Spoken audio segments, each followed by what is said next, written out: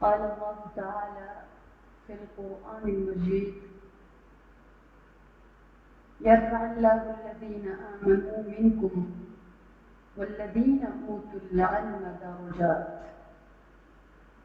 وقال الله تعالى في مقام آخر قل هل يستوي الذين يعلمون والذين لا يعلمون. صدق الله العظيم. سبحان ربك رب العزة عما يصفون وسلام على المرسلين والحمد لله رب العالمين. اللهم صل على سيدنا محمد وعلى آل سيدنا محمد وبارك وسلم. اللهم صل على سيدنا محمد وعلى آل سيدنا محمد وبارك وسلم. اللهم صل على سيدنا محمد وعلى آل سيدنا محمد وبارك وسلم. رب اشرح لي صدري ويسر لي أمري واحلل عقدة من لساني يفقه قولي. رب زدني علما رب زدني علما رب زدني علما. اللهم أرنا الحق حقا وارزقنا اتباعه وأرنا الباطل باطلا وارزقنا اجتنابه. اللہ رب العالمین اپنے بندوں سے اپنے کلام عظیم الشان میں فرماتے ہیں ان اللہ لا یغیر ما بقوم حتی یغیروا ما بانفسہم، کہ اللہ رب العالمین کسی قوم کے حال کو تبدیل نہیں فرماتے جب تک وہ اپنے آپ کو بدلنا نہ چاہے۔ ہم اگر اپنے آپ کو بدلنا چاہیں تو اللہ رب العزت کا معاملہ تو انسانوں کے ساتھ یہ ہے کہ انسان چل کے آتا ہے، اللہ کی رحمت دوڑ کر آتی ہے۔ ہماری عبادات کی اللہ تعالیٰ کو نہ کوئی ضرورت ہے اور نہ ہمارے گناہوں سے اللہ رب العالمین کو کوئی نقصان پہنچتا ہے۔ ایک حدیث پاک ہے جو کہ طویل ہے، اس کے آخر میں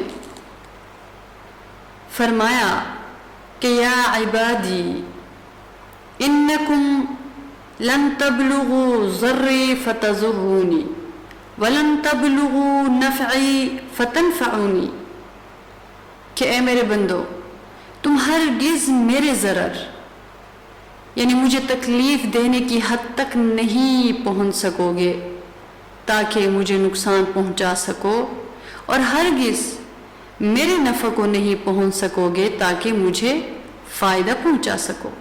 گناہ کرنے سے میری بارگاہ میں کوئی نقصان نہیں اور اطاعت کرنے سے کوئی فائدہ نہیں، بلکہ دونوں کا نفع اور نقصان تمہیں ہی پہنچتا ہے۔ اس لیے آگے فرمایا یا عبادی لو ان اولکم واخرکم وانسکم وجنکم كانوا على اتقى قلب رجل واحد منكم ما زاد ذلك في ملکی شیئا، کہ اے میرے بندو اگر تمہارے اگلے اور پچھلے انسان اور جنات غرض کے سب مل کر تم میں سے کسی ایک نہایت پرہیزگار دل کی مانند ہو جائے تو اس سے میری مملکت میں کوئی زیادتی نہیں ہوگی۔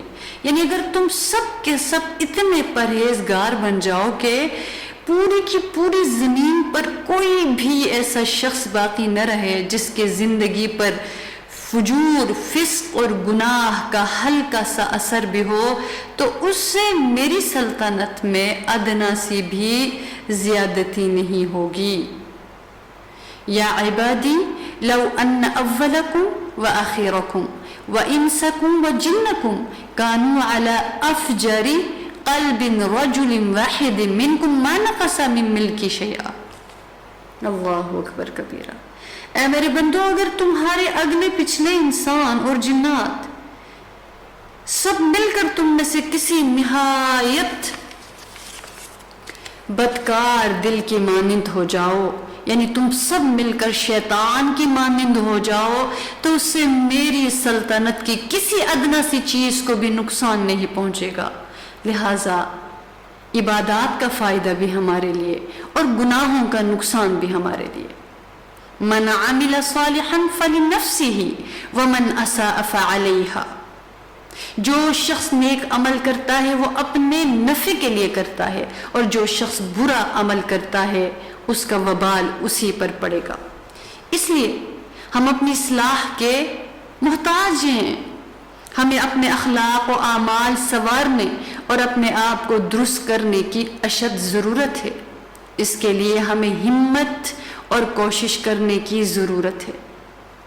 عام طور پر ہمت اور کوشش کے بعد اللہ رب العالمین کی رحمت ضرور آتی ہے۔ اس لیے جو کوشش ہے انسان کی، اس کی ہمت ہے، اس کی ایک مثال ہے جو ہمارے بڑے بیان فرماتے ہیں کہ ایک چھوٹا سا بچہ ہوتا ہے جو نیا چلنا سیکھتا ہے، ماں باپ اس کو اس طرح چلاتے ہیں کہ اس کو کھڑا کر دیتے ہیں اور کچھ فاصلے پر خود بیٹھ جاتے ہیں اور اس سے کہتے ہیں کہ آؤ چلو۔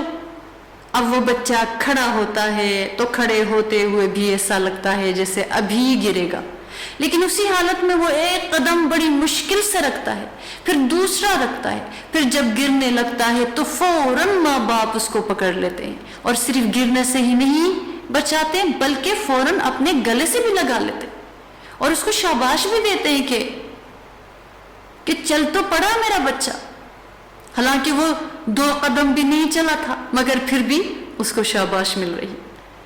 تو اسی طرح جب ہم اپنی اصلاح کے لیے چلیں گے تو بالکل بچے کی طرح ہم کھڑے ہوں گے، ہماری ہمت بھی ناقص ہوگی، ہمارا حوصلہ بھی ناقص ہوگا، کبھی چلیں گے کبھی گریں گے۔ جیسے بچہ جب زیادہ گرنے لگتا ہے ماں باپ اس کو پکڑ لیتے ہیں، ایسے ہی اللہ رب العالمین اپنے بندے کا ہاتھ تھام لیتے ہیں جب وہ گرنے لگتا ہے، اور جب اللہ تعالیٰ کسی کا ہاتھ تھام لیتے ہیں تو پھر اس کے بہکنے، بھٹکنے اور گمراہ ہونے کا کوئی امکان نہیں رہتا۔ اگر یہ بچہ قدم ہی نہ اٹھائے اور چلنے کا ارادہ ہی نہ کرے، بیٹھا ہی رہے، تو کیا ماں باپ اس کو چلائیں گے؟ ماں باپ اسے کیوں کر چلائیں گے؟ پہلے وہ خود تو چلنے کی ہمت کریں، کھڑا تو ہو۔ اگر کھڑا نہیں ہوا جا رہا تو وہ کھڑا بھی کر دیں گے، لیکن کھڑا ہو کر یہ نہیں کہ ماں باپ خود ہی اس کا پاؤں بھی اٹھائیں، اور والدین ایسا کریں گے تو وہ بچہ چلنا سیکھ ہی نہیں سکتا۔ چلنے کے لیے ہمت کرنا ضروری ہے، پہلے بچہ ہی قدم اٹھائے گا، اس طرح ایک دفعہ تو ماں باپ سہارا دیں گے، لیکن پھر جب چلے گا تو زندگی بھر چلے گا، موت پر ہی جا کر اس کا چلنا ختم ہوگا۔ اگر کسی نے سوچ کر پہلا قدم ہی نہ اٹھایا کہ میں گر جاؤں گا لہٰذا میں تو پاؤں نہیں اٹھاؤں گا، کون چلے بھائی؟ پھر کوئی چل ہی نہیں سکتا۔ تو ماں باپ ہر وقت گود میں لیے پھرے بس یہی کافی ہے تو سمجھ لیجئے گا کہ وہ کبھی چلنا سیکھ ہی نہیں سکتا۔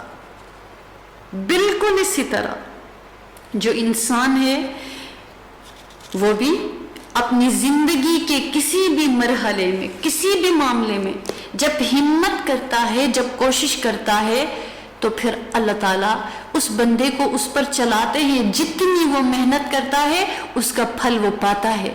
پھر یہ جو دنیا کی راہوں پر چلتے چلتے انسان دین کی راہ کو اپناتا ہے، اور دین کی راہ پہ چلتے ہوئے کبھی گر پڑتا ہے، کبھی اٹھ پڑتا ہے، پھر گر پڑتا ہے، پھر اٹھ پڑتا ہے، پھر اپنے آپ کو سمجھ، خود بخود اس کو سمجھ اس چیز کی آتی ہے کہ نہیں، میں اس قابل نہیں ہوں، مجھے نہیں چلنا چاہیے، میں تو اس قابل نہیں ہوں کہ اللہ کا کلام کھول کر پڑھوں، اللہ کے رسول صلی اللہ علیہ وسلم کی سیرت کو کھول کر پڑھوں، نیک لوگوں کی صحبت میں بیٹھ جاؤں، کیونکہ میں اس قابل ہی نہیں ہوں، میں سر سے لے کے پاؤں تک گنہگار ہوں، میں ڈیزرو نہیں کرتا۔ اور پھر یہ بھی وسوسہ آتا ہے، جائیں گے، پڑھیں گے، کھولیں گے، سیکھیں گے، وہ آیات کی سمجھ آئے گی، عمل کرنا پڑے گا، عمل نہیں کریں گے تو زیادہ عذاب ہوگا۔ اور یہ بھی وسوسہ آتا ہے کہ جائیں گے، سیکھیں گے، پڑھیں گے، سمجھیں گے، پھر بہت کچھ دنیا کی عیاشیوں کو چھوڑنا پڑے گا، دنیا کی زندگی سے رخ موڑنا پڑے گا، ہمارے پاس بچے سوال لے کر بچیاں آتی تھیں کہ پھر ہماری جویلری کا کیا فائدہ، پھر ہمارے میک اپ کا کیا فائدہ، پھر ہماری خوبصورتی کا، ہم جو خوبصورت ہے حسین ہے اس کا پھر کیا فائدہ۔ تو وسوسہ شیطان ایسا لے کے آتا ہے کہ جو کوئی طلبگار بن کر دنیا میں چلتے چلتے اپنی ڈائریکشن دین کی طرف کر لیتا ہے تو اس کو شیطان ایسے تھپکی لگاتا ہے، یوں اس کو وہاں سے ہٹاتا ہے کہ ارے رکو، یہاں جانے سے پہلے کھڑے ہو جاؤ، سوچو، یہاں چلنے کا مطلب ہوگا کہ بہت کچھ چھوڑ دینا۔ لیکن ذرا ہم رکیں وہاں پہ، ایک اور سوچ اور لے کر آئے، اور وہ یہ کہ ہم نے جس دن کلمہ پڑھا، بلکہ کلمہ ہم نے کیا پڑھنا تھا، کلمہ تو ہمارے ماں باپ پڑھ چکے تھے، ہمیں تو تیار پلیٹ کے اوپر رکھا ہوا اسلام مل گیا۔ تو ہم کیونکہ عبداللہ اور زینب کی اولاد، فلاں فلاں نام، مسلمانوں کے نام، مسلمانوں کے گھرانے، ایمان کے اوپر، اسلام کے اوپر، لوگوں کے گھروں میں ہماری پیدائش ہوئی، لہٰذا ہمارے کان میں اذان دی گئی، اور ہمیں پھر چلنا پھرنا سیکھا تو کلمہ سکھایا گیا، پھر نماز سکھائی گئی، پھر تو ہم کیونکہ مسلمان تھے ہم پریکٹس کرنا شروع ہو گئے۔ اور کچھ لوگ جو غفلت میں تھے تو وہ چلتے پھرتے اللہ کا نام ان کے بچوں کو آ ہی گیا، یعنی کچھ نہ کچھ آیا، تو کیونکہ وہ مسلمان ہے۔ اب اگر کوئی اس کو کہے گا کہ آپ یہودی بننا پسند کرو گے، وہ کہے گا کہ توبہ توبہ، عیسائی بننا پسند کرو گے، کہے گا کہ توبہ توبہ، داہریہ بننا پسند کرو گے، کہے گا توبہ توبہ، اللہ معاف کرے ہندو بننا پسند کرو گے، توبہ توبہ۔ تو ہم کہیں گے شکر الحمدللہ، ان الدین عند اللہ الاسلام، اللہ کے نزدیک تو اسلام ہی دین ہے، تو ہم نے چن لیا۔ لیکن غلطی پہ ہیں ہم اگر ذرا پیچھے ہٹ کے دیکھیں نا تو ہمیں تیار اسلام مل گیا تھا، اس لیے میری آنکھوں میں اسلام نہیں ہے، میرے کانوں میں اسلام نہیں ہے، میری زبان میں اسلام نہیں ہے، میرے چلنے میں اسلام نہیں ہے، میرے بولنے میں اسلام نہیں ہے، میرے پکڑنے میں اسلام نہیں ہے، میرے فیصلوں میں اسلام نہیں ہے، میری تھنکنگ میں اسلام نہیں ہے، میری نیت میں اسلام نہیں ہے۔ بس کچھ مواقع آ گئے جہاں پہ ہم نے کہا مسلمان ہیں۔ اللہ کی قسم ہے، جو لوگ دین کو اسٹڈی کر کے، دین کو پڑھ کے، اللہ کے کلام کو پڑھ کے، اللہ کے کلام کو سمجھ کے اور اس پر ریسرچ کر کے، اللہ کے رسول صلی اللہ علیہ وسلم کی سیرت کو پڑھ کے، ان کی حیات پاک کو پڑھ کے پھر اس نتیجے پر پہنچتے ہیں کہ یہ دین ہے، ان الدین عند اللہ الاسلام۔ اور پھر وہ جب اشہد ان لا الہ الا اللہ واشہد ان محمدًا عبدہ ورسولہ پڑھتے ہیں تو سر کے بالوں سے لے کے پاؤں کے ناخنوں تک وہ سراپا مومن بن جاتے ہیں۔ تو ان کا جو ایمان ہے وہ چٹان کی طرح ہے، جو سیکھ کے سمجھ کے پڑھ کے مسلمان ہو گئے۔ اور یا تو صحابہ کرام کا ایمان تھا، یا اس دور میں صحیح معنوں میں جو غیر مسلم تھے دین کو پڑھ کر انہوں نے ڈیسائیڈ کیا، اپنے گھر والوں کو چھوڑ دیا، اپنے اولادوں کو چھوڑ دیا، اپنے ماں باپ سے رخ موڑ لیا، اپنے قبیلے کو چھوڑ دیا، اپنی ایک زندگی کو چھوڑ دیا۔ میری خود ایک خاتون سے ملاقات ہو گئی، ان کی جب شادی ہو گئی تھی تو وہ کہہ رہی تھی کہ ظاہر جس کمیونٹی سے ہمارا تعلق تھا تو ان کو قادیانی کہا جاتا ہے، تو وہاں پہ وہ انہی میں رہتی تھی اور سمجھتی تھی کہ ہم مسلمان ہیں، جو عام نارمل مسلمان ہوتے ہیں۔ خیر وہ جو ہے اس طرح سے بڑی اچھی زندگی تھی، یہاں تک کہ شادی ہو گئی اور وہ US چلی گئی۔ تو وہ مجھے بتا رہی تھی کہ وہاں پہ میری ایسی زندگی تھی کہ ہر 5 مہینے میں، ہر سال کے بعد میں پورا فرنیچر اپنا ڈیزائن چینج کروانا ہوتا تھا کہ نہیں اب جو ہے نا میں بور ہو رہی ہوں، اب پورا جو گھر ہے دوبارہ سے رینوویٹ ہو رہا ہے ہر سال، کہ تھوڑا سا ڈیزائن مختلف کر لیتے ہیں، چلیے ٹیسٹ اب یہ ہے میرا، اب اس طرح کر لیتے ہیں، اب یہ فیشن میں ان ہے، اب یہ جو ہے مارکیٹ میں چل رہا ہے، اب یہ ڈیکوریشن پیسز جو ہے اچھے ہیں، یہ کر سکتے ہیں، یہ مجھے پسند ہے۔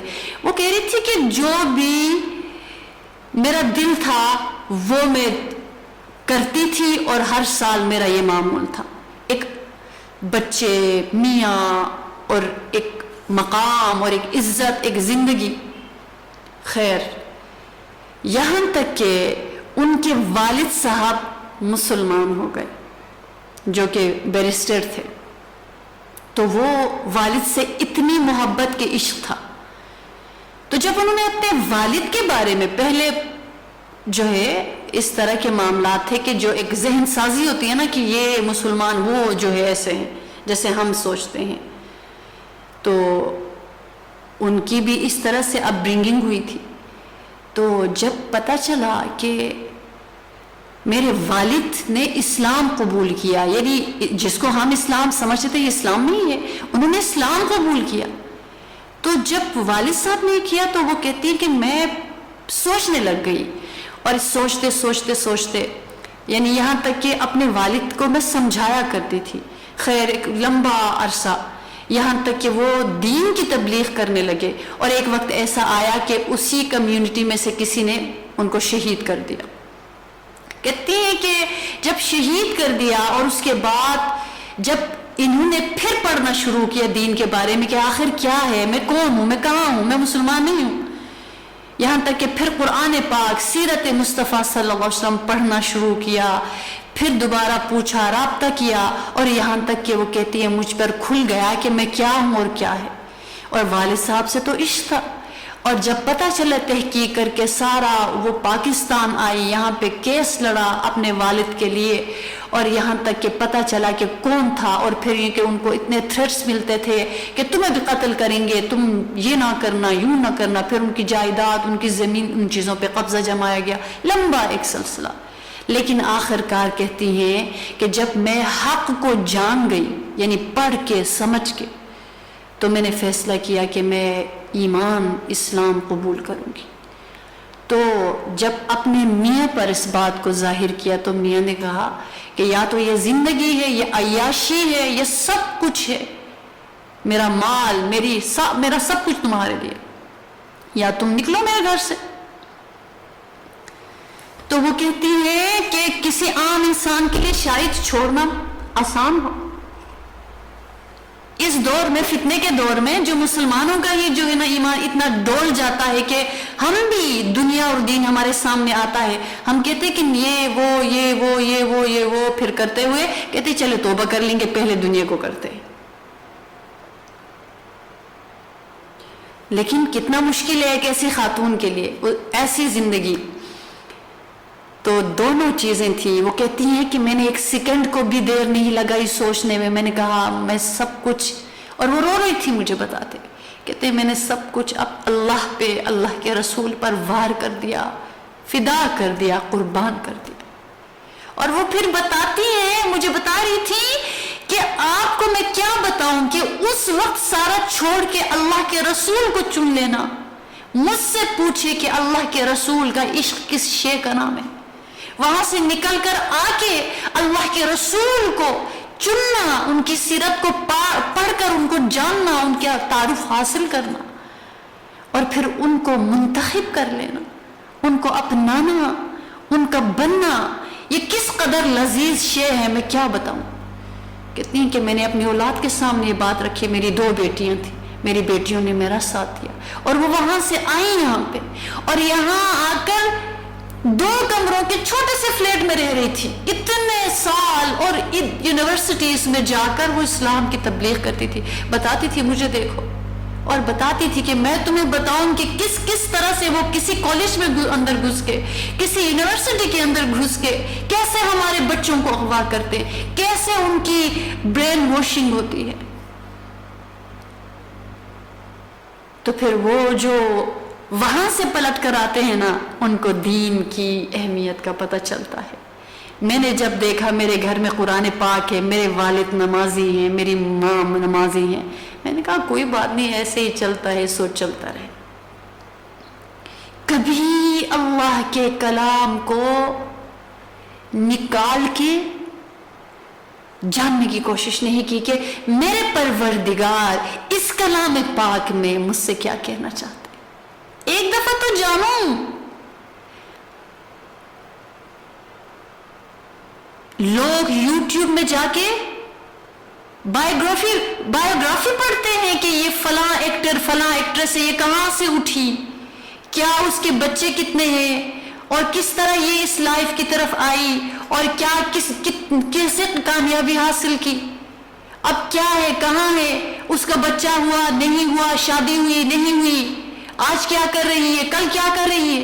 اتنا شوق کہ اگر لوگوں کی تعداد سے پوچھے آپ کو بتائیں گے کہ آج فلاں ایکٹریس کے ہاں یہ ہو گیا، اور پھر اس کو موضوع بنا کر ڈسکس کیا جاتا ہے. اور 100 میں سے کتنے ایسے ہوں گے جو بیٹھ کر اتنے چسکے سے اتنی محبتوں سے ڈسکس کر رہے ہوں گے کہ اللہ کے کلام کی اس صورت کی اس آیت میں اللہ نے پتہ ہے کیا کہا، اور وہ کہے ہاں کیا کہا، یہ کہا، اچھا یہ کہا. آپ کو پتہ ہے اللہ کے رسول صلی اللہ علیہ وسلم کی سیرت کے واقعے میں ایک واقعہ آتا ہے، وہاں پہ اللہ کے محبوب نے یوں فرمایا، کیا فرمایا، یہ فرمایا، سبحان اللہ ایسا فرمایا، چلے ہم بھی کرتے ہیں. نہیں، میری بیٹی میری بہن کی شادی ہو رہی ہے، قرآن پاک سر کے اوپر اٹھا لیا، اوف دین کے اوپر اتنا عمل ہو گیا، کسی کو بھی تو پتہ چلے کہ میں مسلمان ہوں، میں نے قرآن اٹھایا اور رخصت کر دیا اپنی بیٹی کو. میرے خیال میں یہ سب کچھ اب ہمارے فون کے اندر بھی ہے، تو کیا ضرورت ہے قرآن پاک کو اٹھا کر شادی ہال میں لانے کی، موبائل سر کے اوپر رکھ دیا کرے، موبائل کے نیچے سے گزار لیا کرے، کیونکہ اس میں بھی تو قرآن پاک ہے نا. اگر گزارنا یہ ہے کوئی بات نہیں، اس کے اندر سے بھی گزار سکتے، لیکن اگر اللہ کے حکموں کے نیچے سے گزارنا ہے تو وہ کوئی لوگ آسان سمجھتے ہیں مسلمان ہونا. اللہ اکبر کبیرہ. آپ کو پتا ہے کہ اس معاشرے میں جن کا نام عبد الرحمن اور عائشہ ہے، اگر ان سے میجورٹی سے آپ سوال کریں نا کہ قرآن پاک، مجھے ایک کلپ میری کسی پیاری بہن کی طرف سے شیئر ہوا کہ یہ انہوں نے مجھ سے کہا کہ آپ صرف سن لینا کہ یہ میرے آپ کے مسلمان بہن بھائیوں کا حال ہے کہ پوچھا گیا سوال کہ قرآن پاک کی پہلی سورت کیا ہے، کون سی ہے، اس بندے کو نہیں آ رہا تھا جواب.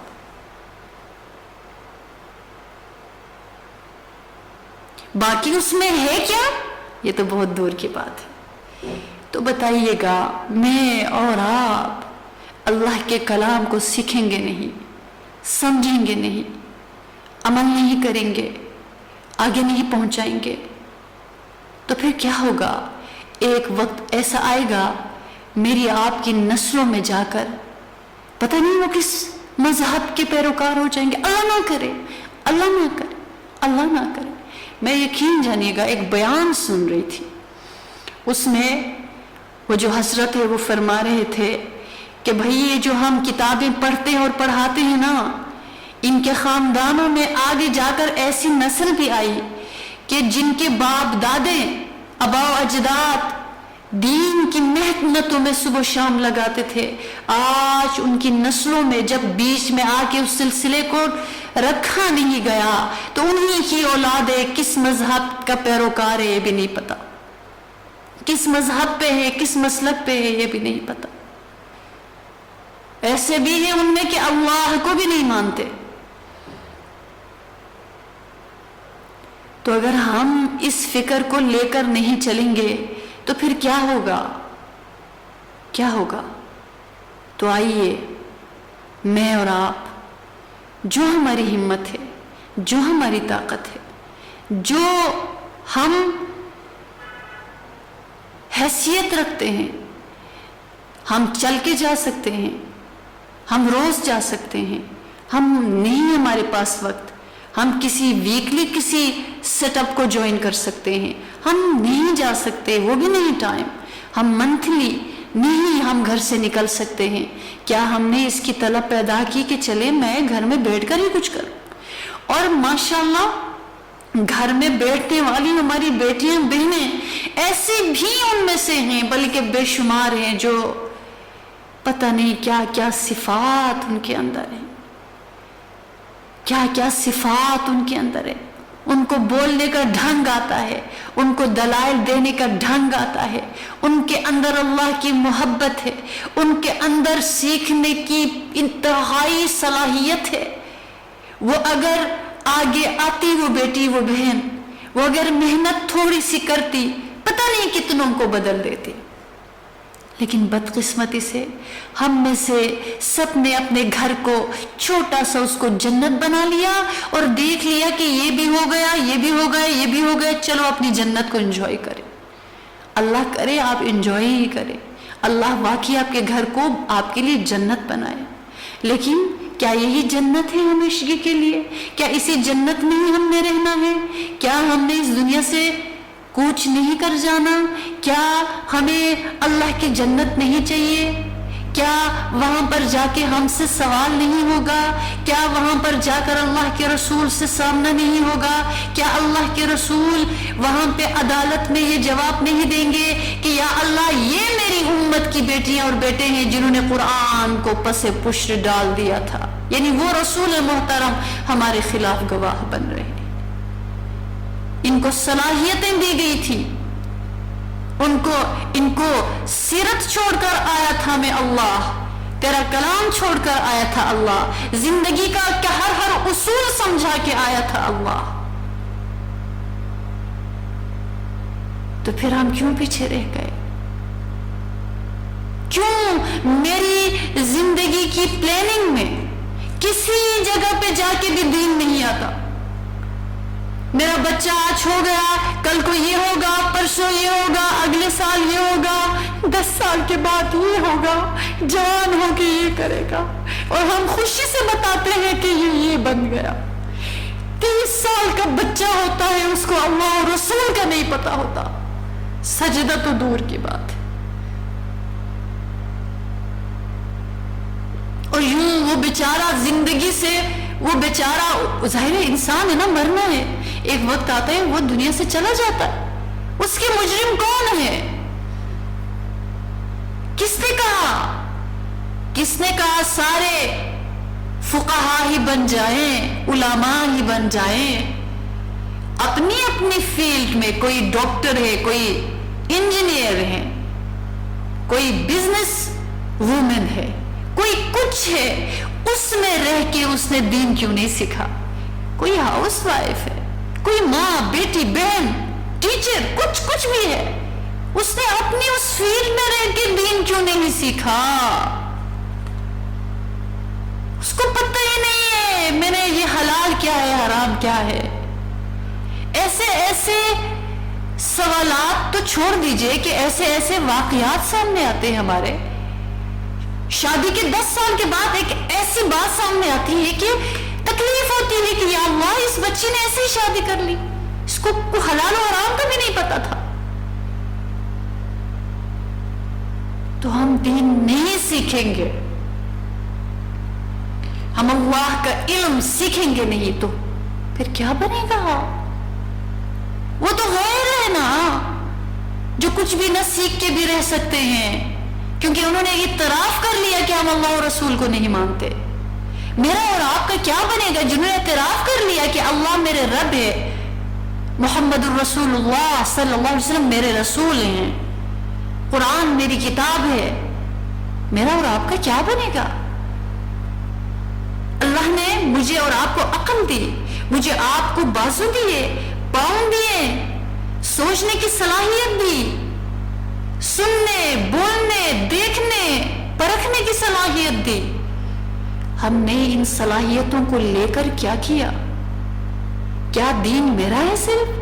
یا دین کسی مولوی کا ہے صرف؟ کیا دین مسجد کے امام کا ہے صرف؟ کیا دین کسی مدرسے کی معلمہ کا یا عالم کا ہے؟ نہیں. بہت غلطی کھا گئے ہیں ہم، بہت غلطی کر رہے ہیں ہم، بہت غلط راستے پر چل رہے ہیں ہم. رمضانی مسلمان ہو گئے ہیں ہم، رمضانی مسلمان ہو گئے ہیں ہم، قرآنی مسلمان نہیں بن رہے ہیں ہم. قرآنی مسلمان ایک پل کے لیے بھی قرآن عظیم الشان کو نہیں چھوڑتا.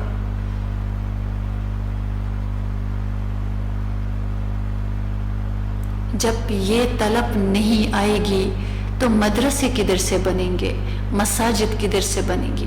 آپ کو میں ایک بات بتاؤں، یہ جو بازاروں میں کسی کے بیٹے بیٹھے ہوئے ہیں، کسی کے شوہر بیٹھے ہوئے ہیں، کسی کے بھائی، آپ یقین جانیے گا، ہمیں بھی جانے کا اتفاق ہوتا ہے نا، کبھی وقت کی تنگی ہوتی ہے، ہمیں ریکویسٹ کرنی پڑتی ہے کہ ہمیں نماز کی جگہ دے دیں، کچھ کی ایسی تربیت ہوتی ہے، پتہ چلتا ہے کہ ان کے گھر میں ان کی تربیت ہو چکی ہے کہ نماز سب کچھ ہے، ان کے اس چھوٹی سی شاپ کے اندر جائے نماز بھی ہوتی ہے، نماز کے لیے وہ آپ کو جگہ بہت خوشی سے فخر سے دیتے ہیں۔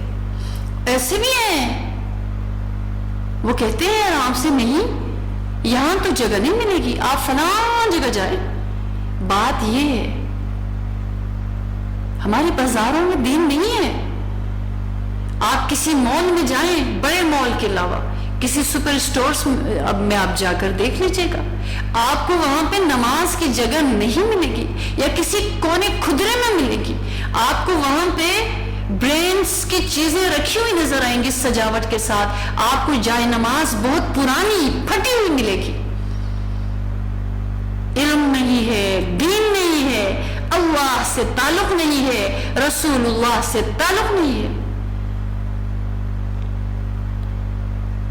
اللہ کا گھر جن کو حاضری کی اللہ نے توفیق دی نا، وہاں انڈونیشیا، ملیشیا، وہاں کی خواتین آتی ہیں، آپ ان کے اندر دین پاتے ہیں، اخلاق پاتے ہیں، لحاظ پاتے ہیں، رواداری پاتے ہیں۔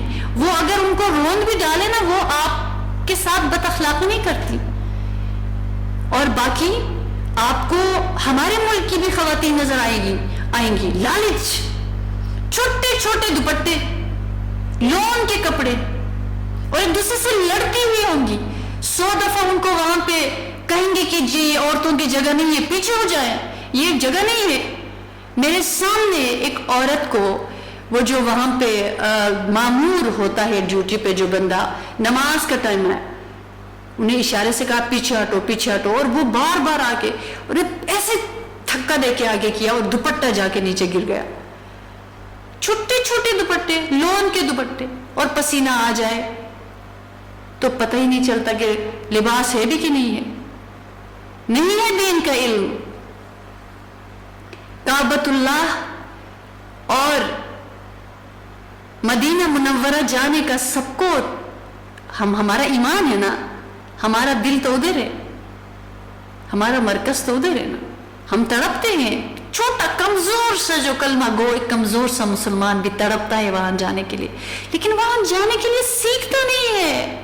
یہ نہیں ہے کہ سیکھنے کے لیے اس کو کروڑوں دینے پڑتے ہیں، طلب نہیں ہے، طلب نہیں ہے، طلب نہیں ہے۔ ہمارے اندر درد نہیں ہے کہ یہ دو لوگ جو دوزخ اپنے اوپر واجب کرنے کے لیے جا رہے ہیں، میں سیکھوں، میں ان کو دوزخ سے بچاؤں، نہیں ہے۔ صحابہ کرام کی زندگیوں سے اگر ہم سیکھیں نا، ان کی سیرت کو ہم پڑھیں نا، جن کو اپنے بچے بھول جاتے تھے، جن کو اپنے گھر بار بھول جاتے تھے، جن کو اپنا کھانا بھول جاتا تھا، اپنا آرام بھول جاتا تھا، اپنی نیند بھول جاتی تھی، کہاں سے کہاں تک گئے اور وہاں سے وہاں تک دین پہنچایا۔ اور جب پہنچایا، اللہ نے ان کی اتنی قدر فرمائی، فرمایا رضی اللہ عنہ ورضوا عنہ، رضی اللہ عنہم ورضوا عنہ۔ رب تعالیٰ تو ان سے راضی ہے، کیونکہ وہ اللہ سے راضی ہے، وہ اللہ کے دین سے راضی ہے، وہ دین کی مشقتوں سے راضی ہے، وہ دین کی مشقتوں پہ راضی ہیں۔ اور میرے اللہ، تو نے میرے لیے کیا چن لیا، میری قسمت، میرا نصیب، میری خوش بختی۔ آج کہتے ہیں فلاں کتنا خوش بخت ہے، کیا اس کے پاس نیشنلٹی ہے باہر کی، اس کے بچوں نے فلاں انسٹیٹیوٹ سے ڈگری لی، کوئی بات نہیں، یہ بھی ہو اچھی بات ہے، دنیا میں بھی مقام ملے۔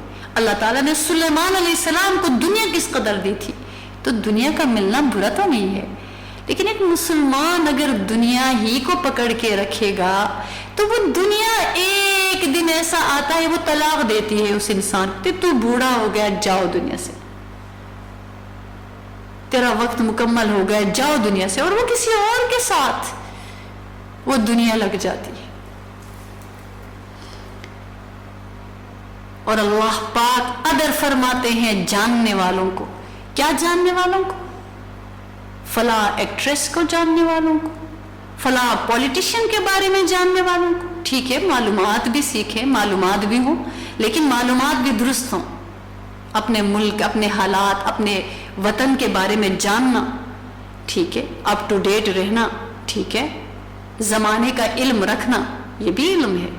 لیکن اللہ کو کون سے جاننے والے پسند ہیں؟ جو ان کے قرآن کو جانتے ہیں، جو قرآن عظیم الشان کے ذریعے سے اللہ رب العالمین کو جانتے ہیں، اللہ کی مرضیات کو جانتے ہیں، اللہ کے قرب کو جانتے ہیں، اللہ کی ناراضگی کس میں اس کو جانتے ہیں، اللہ کے قرآن، اللہ کے کلام کو سیکھنے کا مرتبہ مقام کیا ہے اس کو جانتے ہیں، اس میں لذت کیا ہے اس کو جانتے ہیں، اللہ کے رسول صلی اللہ علیہ وسلم کی سیرت کیا ہے اس کو جانتے ہیں. اگر ہم، میں بھی، آپ بھی، سب یہ کہیں گے کہ ہم تو بہت دیندار نہیں بن سکتے، بس اتنا ہے کہ بس تھوڑا سا ہلکا سا دیندار بن جائے، کیوں ہم ظلم کر رہے ہیں اپنے وجود پر؟ اللہ کے نزدیک معتبر کون ہے؟ یرفع اللہ الذین آمنوا منکم والذین اوتوا العلم درجات. اللہ اس حکم کی اطاعت سے تم میں سے ایمان والوں کے اور اہل ایمان میں ان لوگوں کے جن کو علم دین عطا ہوا اخروی درجے بلند کر کے عطا فرمائیں گے. لیکن دنیا بھی اور اللہ نے سوال کیا، اے میرے رسول محترم، قل، کہہ دیجئے، آپ کہہ دیجئے، هل يستوي الذین یعلمون والذین لا یعلمون، کیا علم والے اور جو علم والے نہیں ہیں کیا یہ برابر ہو سکتے ہیں؟ یعنی جو قرآن اور سیرت کا علم رکھنے والے اور نہ رکھنے والے، کیا یہ دونوں برابر ہو سکتے ہیں؟ اس کو لے کے، عمل کر کے، جذب کر کے آگے پہنچانے والے اور اپنی انہی صلاحیتوں کو لے کر جو کسی دوسرے بندے میں ان کو ضائع کرنے والے برابر ہو سکتے ہیں؟ نہیں ہو سکتے، نہیں ہو سکتے. اس لیے اللہ پاک نے کیا عظمت کی بیان کی، اللہ تعالیٰ نے ایمان والے اور ایمان کے بعد علم رکھنے والوں کی. فرمایا شاہد اللہ انہ لا الہ الا ہوا والملائکۃ واولو العلم قائما بالقسط، اور گواہی دی اللہ نے اس کی بجز اس کے کوئی معبود ہونے کے لائق نہیں، اور فرشتوں نے بھی گواہی دی کہ اللہ کے سوا کوئی معبود نہیں، اور اہل علم نے بھی گواہی دی کہ اللہ کے سوا کوئی معبود نہیں. اور امام بالقسط، اور وہ اس شان کے ہیں کہ اعتدال کے ساتھ انتظام رکھنے والے ہیں. اللہ نے اپنا ذکر کیا، ملائکہ مقربین کا ذکر کیا، اور تیسرے درجے میں علم رکھنے والوں کا ذکر کیا. اس سے بڑی شان ہو سکتی ہے؟ ہم خاک نشین لوگوں کو اللہ مرتبہ دے رہے ہیں اس بات پہ کہ ہم ان کا قرآن جانیں، ان کی سیرت جانیں، ان کے رسول کی سیرت جانیں. ہمیں اٹھا رہے ہیں اللہ اس بنا پہ. اللہ نے اپنے کلام میں فرمایا قل کفا باللہ شہیدا بینی و بینکم ومن عنده علم الکتاب.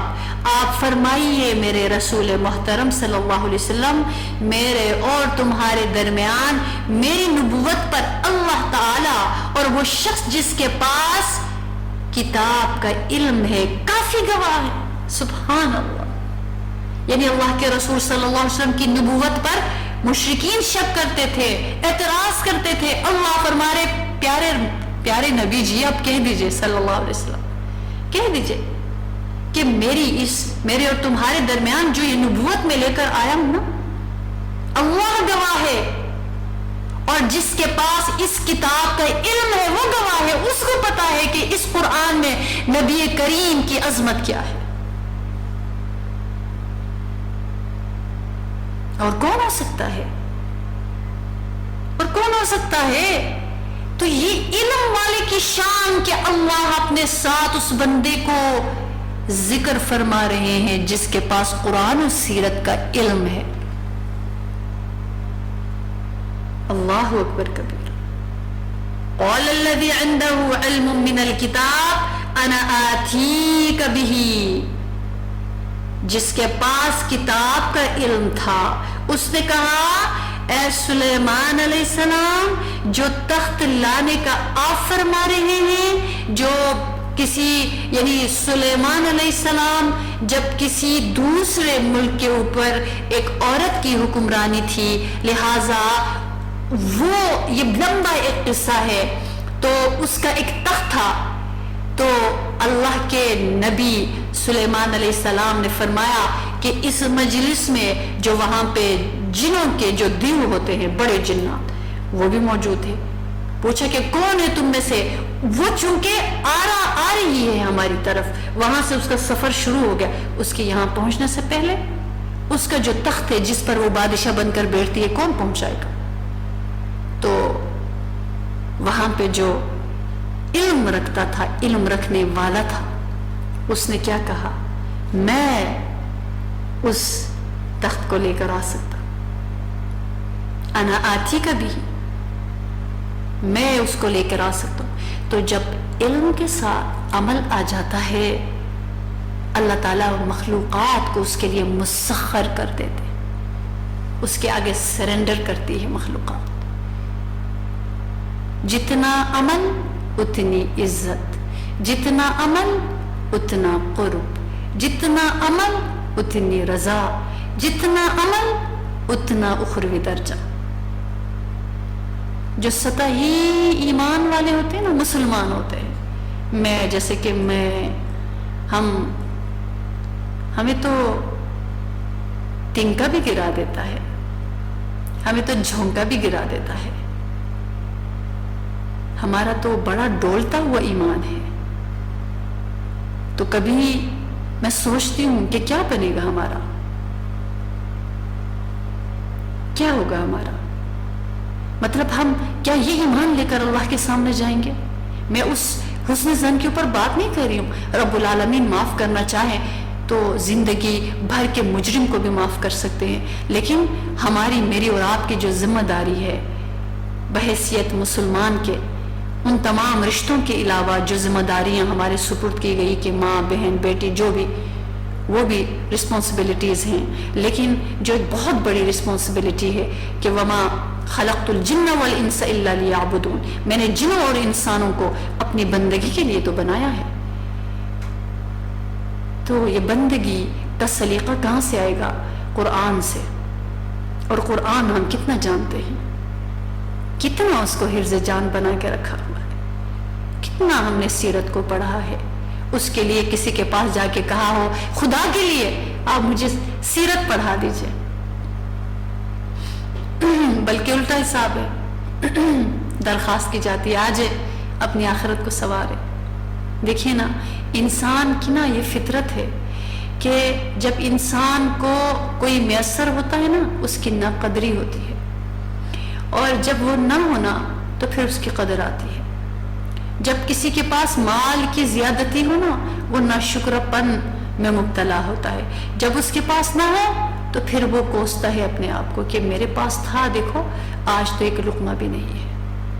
تو انسان کی فطرت ہے، جب ہوتا ہے اس کی قدر نہیں ہوتی، جب نہیں ہوتا وہ تو دہائی دیتا ہے. تو یہاں یہ حساب ہے کہ بلایا جاتا ہے کہ آئے پلیز، آپ آ جائیں نا، پلیز آپ یہ سیکھ لیں، آ جائیں نا، آپ قرآن سیکھ لیں، قرآن کا ترجمہ سیکھ لیں، آ جائے دین جان لیجئے، آ جائے اپنی آخرت بنا لیجئے، آ جائے اللہ کے رسول کو پڑھ لیجئے، ان کی حیات پاک، سنت پاک، سیرت پاک صلی اللہ علیہ وسلم، آ جائے پڑھ لیجئے. اور اس کے آگے ہوتا ہے بہت مشکل ہے، میں بہت مصروف ہوں، میرے پاس ٹائم ہی نہیں ہوتا، صبح سے شام تک فلاں میرا پروجیکٹ ہے، وہاں سے رات تک فلاں ہے، تو میرے پاس تو ٹائم ہی نہیں ہوتا. اور پھر چلیے ہفتے میں، مہینے میں ایک دفعہ ہو سکتا ہے. آپ بتائیں اس کورس کی فیس کیا ہوگی؟ اچھا فلاں اتنے، اچھا یہ تو بہت زیادہ ہے. اور پھر ٹائم بھی بہت زیادہ ہے، میرے لیے تو بہت مشکل ہے. ہاں آپ حلوہ بنا کے میرے سامنے رکھ لیں، بلکہ میرا ہاتھ پکڑ لے اور مجھے لے جائے جنت، مجھے ابھی میرا کام کرنے دیجئے، میں بہت مصروف ہوں. جب ہمیں آپ کی یاد آئے گی ہم آپ کو آواز دیں گے کہ چلے جی پل صراط عبور کروائے ہمیں. ایسا نہیں ہوتا، ایسا نہیں ہوتا. میرے کالج کے لیے، میرے کسی رشتہ دار کے لیے، میرے بازار کے کام کے لیے، میرے روز کے روز، کیونکہ مجھے مہینے میں اتنے ہزار آتے ہیں، اس کے لیے اگر مجھے صبح 7 بجے سے رات کے 10 بجے تک کوئی باؤنڈ کرتا ہے کہ پیکج بہت اچھا ہے، ہم نے ایک دن بھی اعتراض نہیں کیا کہ ٹائم بہت ہے. اور جس نے اعتراض کیا وہ گھر بیٹھ گیا، کس نے اس کی بات مانی؟ تو میرا اور آپ کا اسلام، مجھے آپ کو اللہ نے مسلمان بنایا ہے، اور میرا اور آپ کا سبجیکٹ قرآن اور سیرت ہے. ہم یہ پڑھیں گے نہیں، سیکھیں گے نہیں، سمجھیں گے نہیں، تو میرا اور آپ کا کیا بنے گا؟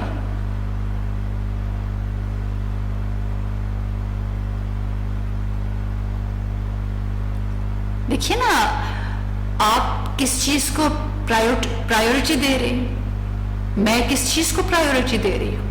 یہی تو میری سب سے بڑی آزمائش ہے. یہاں یہ سب نہیں کھلتا، حشر میں کھلتا ہے. حشر میں کھلتا ہے کہ کس نے کس چیز کو پرائیورٹی دی، کس نے اپنی صلاحیتوں کو کہاں لگایا، کس نے اپنی جوانی کو کہاں لگایا.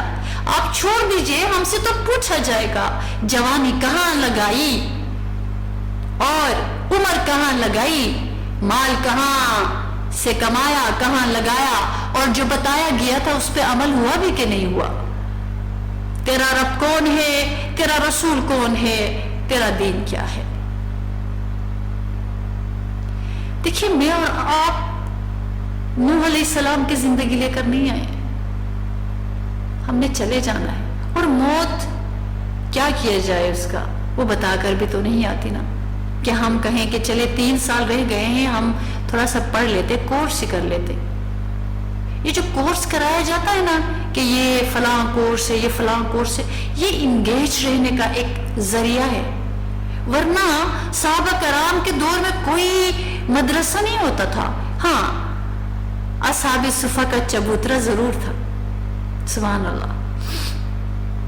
کیوں نہیں ہوتا تھا؟ کیونکہ ہر گھر میں صحابی رہتے تھے، اور صحابی کے بچے صحابی کے بچے تھے. وہ تو قرآن و سیرت کے لیے اپنی جانوں کا نذرانہ پیش کر رہے ہیں.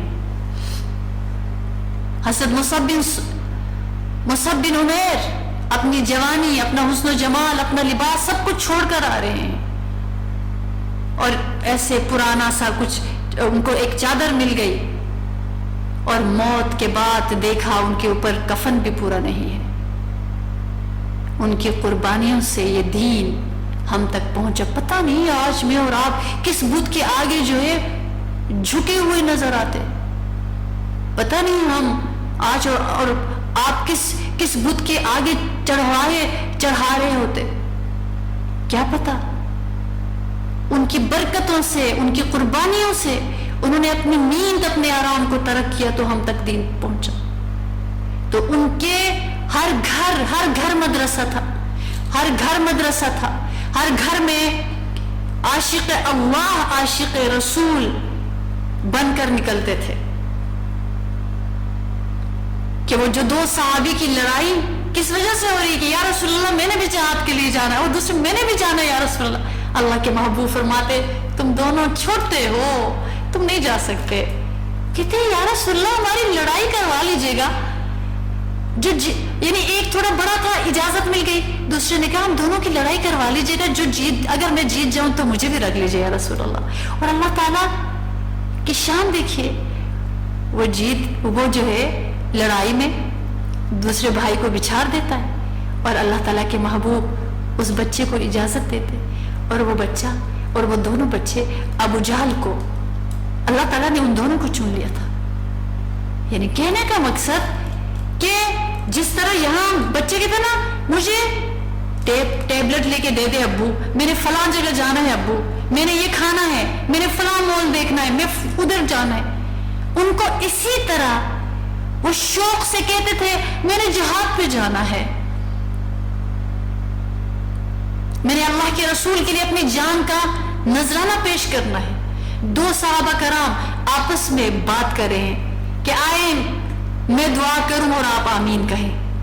تو ایک صحابی کہتے یا اللہ میں تیرے دین کے لیے ایک مضبوط قوی کافر جو تیرے دین کا منکر ہے اور اسی بات پر مجھ سے لڑنے کے لیے آ کے کھڑا ہو جائے، میں اس کو ماروں وہ مجھے مارے، اور اس قدر وہ قوی ہو کہ اس سے لڑتے لڑتے میں اس کو مار ڈالوں اور قیامت کے روز تیرے سامنے آ کر کہوں کہ یا اللہ میں نے تیرے لیے یہ کیا۔ تو انہوں نے کہا آمین، اور پھر وہ صحابی کہتے یا اللہ میرے سامنے ایک قوی کافر آ جائے، میں تیرے دین تیرے کلمے کو بلند کرنے کے لیے اس سے لڑوں، وہ مجھ سے لڑے، وہ مجھے گرائے میں اس کو گراؤں، یہاں تک کہ وہ مجھ پر غالب آ جائے اور وہ مجھے شہید کر دے، میرے جسم کا مسئلہ کر دے، ٹکڑے ٹکڑے کر دے، اور قیامت کے روز جب اٹھنے کا وقت آئے میں اپنے جسم کے ٹکڑوں کو لے کر تیرے سامنے حاضر ہو جاؤں، پروردگار تیرے لیے یہ ٹکڑے کروائے ہیں میں نے۔ تو میرا اور آپ کا ایمان انتہائی سطحی بن کے رہ گیا ہے، افواہوں کا دور، ان کے پیچھے ہم دوڑے چلے جا رہے ہیں۔ ہمارا ملک، ہمارے پولیٹیشینز، ہماری عوام عجیب افراتفری، عجیب ہو کا عالم، عجیب کہ سمجھ لوگ ڈپریشن میں جا رہے ہیں۔ میرا اور آپ کا قبلہ یہ تو نہیں تھا، میرا اور آپ کا قبلہ یہ تھا کہ یہ میرا ملک ہے اور ہم سب ملک والے ہیں، مسلمان غیر مسلم سب اسی کے باسی ہیں، ایک دوسرے کا احترام کرنا ہے، عزت کرنی ہے، لحاظ رکھنا ہے، عیبوں کے اوپر پردہ ڈالنا ہے، حقدار کے لیے دعا کرنی ہے، مجرم کے لیے ہدایت کی دعا کرنی ہے۔ لیکن یہ کیا ہو گیا؟ ہم کس راستے پر چل پڑے؟ انا کی جنگ، اور وہ انا کی جنگ اوپر سے ہوتے ہوتے ہوتے ہوتے نیچے ٹولیوں تک آ گئی، ٹولیوں پہ آ کے گھروں میں آ گئی، گھروں میں آ کے دو فردوں میں آ گئی، دو افراد میں انا کی جنگ ہے۔ اور اس کو جہالت کہا جاتا ہے، اور جہالت کا علاج علم ہے، قرآن سے دوری۔ اللہ کے محبوب صلی اللہ علیہ وسلم ایک دفعہ جنازہ لے کے جا رہے، پوچھا کہ کس کا جنازہ؟ یہودی کا جنازہ۔ اللہ کے رسول صلی اللہ علیہ وسلم کھڑے ہو گئے احترام کے طور پہ۔ صحابہ کرام نے عرض کیا یا رسول اللہ آپ کیوں کھڑے ہو گئے؟ نبی کریم صلی اللہ علیہ وسلم نے فرمایا کہ احتراماً۔ تو عرض کیا یا رسول اللہ آپ اللہ کے حبیب ہیں اور وہ ایک کافر کا جنازہ جا رہا تھا، آپ کھڑے ہو گئے۔ فرمایا کہ انسان کی عظمت ہے، عزت ہے، نہیں ہے کلمہ گو لیکن عزت ہے، اور یہاں تو کلمہ گو کی عزت نہیں ہے۔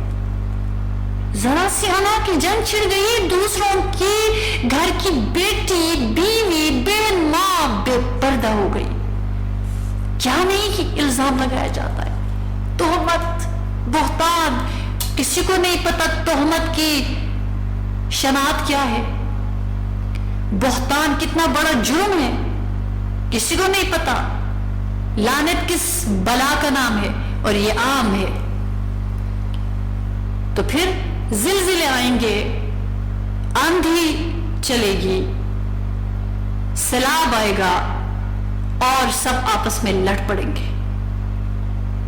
اللہ کی قسم ہے ان سب کا علاج اللہ کا کلام ہے، اللہ کا دین اور اللہ کے دین کا علم ہے۔ تو اس لیے ہمیں جو اللہ نے اس دنیا میں بھیجا ہے، صرف مدرسے کے اندر جن کو ہم معلمات اور ہم ان کو باجی اور کہہ کر ان کو مخاطب کرتے ہیں، یہ ان پر لازم اور فرض نہیں ہے، یہ ہم سب پر۔ کنتم خیر امت اخرجت للناس، تم ہی وہ امت ہو جس کو کہ بہترین امت ہونا چاہیے، اور تمہیں میں نے بہترین امت بنایا اپنے رسول کے صدقے۔ تمہارا کام کیا ہے؟ تأمرون بالمعروف وتنہون عن المنکر، تم ہی نیکی کا حکم کرو اور تم ہی برائی سے روکو گے، تم۔ تو اللہ نے مجھے اور آپ کو دیا ہے عہدہ، تو میں نے اس عہدے کو کتنا قبول کیا، کیونکہ یہ فری میں مل گیا نا، اس کی قدر نہیں ہے۔ جہاں ٹریننگ کے بعد عہدہ مل جاتا ہے، بڑی پابندیوں کے بعد مل جاتا ہے کہ کچھ گاڑی مل گئی، گھر مل گیا، جی سلوٹ مارا گیا اور ایک بڑی سیٹ مل گئی، ہم اس کو عہدہ سمجھتے ہیں۔ وہ عہدہ ہے، یہ عہدہ نہیں ہے۔ امتی ہونے کا عہدہ مجھے اور آپ کو ملا، کس وجہ سے ملا؟ ہم قرآن والے ہیں، ہم رسول اللہ والے ہیں صلی اللہ علیہ وسلم، تو ہم نے ملنا ہے ان سے۔ اور اللہ پاک کے محبوب نے فرمایا کہ اگر انبیاء کرام کا کوئی وارث ہے تو وہ عالم ہے۔ انبیاء کرام کا اگر کوئی وارث ہے تو عالم ہے، یعنی عالم سے مراد جاننے والا، جس کے پاس قرآن کا علم ہے، جس کے پاس جو سیرت کو جانتا ہو، جو قرآن عظیم الشان کو جانتا، وہ انبیاء کرام، یعنی بتا دیا کہ میرا وارث تو وہ ہے۔ اور وارث، جس کا وارث عالم ہو، یعنی اللہ کے نبی فرمائے کہ وہ میرا وارث ہے، وہ عالم، تو کیا اللہ تعالیٰ قیامت کے روز اس کو رسوا فرمائیں گے کہ اگر انبیاء اٹھ کر کہیں کہ یہ تو ہمارے وارث ہے، یا اللہ کے رسول صلی اللہ علیہ وسلم نے صرف زبانی معاذ اللہ، اللہ کے محبوب صلی اللہ علیہ وسلم کا ایک بول پتھر پر لکیر ہے، اور اللہ کے رسول صلی اللہ علیہ وسلم کا ہر بول وحی غیر مطلوع ہے، یعنی وہ الفاظ رسول کریم کے ہیں لیکن حکم اللہ کا ہے۔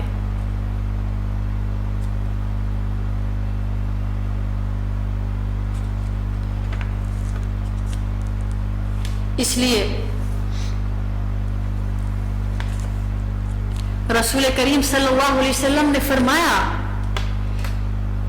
کہ زمین و آسمان کی تمام چیزیں عالم کے لیے دعائیں مغفرت کرتی ہیں، تمام چیزیں۔ شان دیکھیے گا، یہ تو آپ کو کوئی آ کے بتائے نا کہ میں فلاں جگہ گئی تھی اور وہاں مجلس میں جا کے میں بیٹھ گئی، تو وہاں ایک خاتون نے آپ کا نام لے کر آپ کے لیے دعا کی، سبحان اللہ، اتنی خوشی ہوتی ہے اس چیز سے کہ آپ کی تعریف کی اور آپ کے لیے آپ کو دعا دے رہی تھی، تو وہ بندہ اتنا خوش ہوتا ہے کہ اس کے لیے دعا کرتا ہے کہ ماشاءاللہ اس نے مجھے اچھائی کے ساتھ یاد رکھا، اس نے میری تعریف کی اور میرے لیے دعا کی۔ تو اللہ کے محبوب صلی اللہ علیہ وسلم فرمائے کہ نہیں، ایک بندہ نہیں، زمین و آسمان کی تمام چیزیں عالم کے لیے دعائیں مغفرت کرتی ہیں۔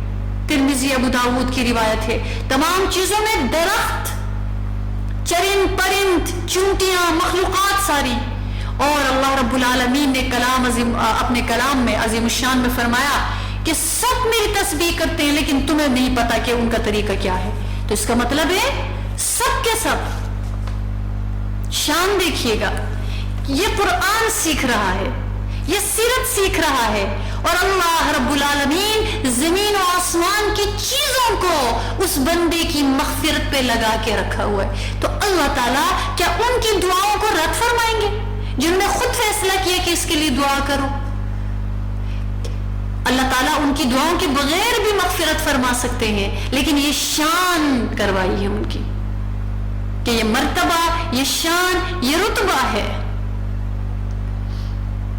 یہ اضافی ایک پروٹوکول ہے کہ جیسے کہا جائے گی کہ یہ بادشاہ سلامت ہے، یہ اب دربار میں آ رہا ہے، اس کی تعریف کرو، گن گاؤ، اور سارے مل کے تعریف کریں، تو یہ کوئی، یعنی اس کو تو اللہ نے بادشاہ بنا دیا، زمین اور آسمان کی چیزوں کو اس کی تعریف پر لگا دیا، یعنی اس کی مغفرت پر لگا دیا۔ اللہ اس کی مغفرت فرما دینا۔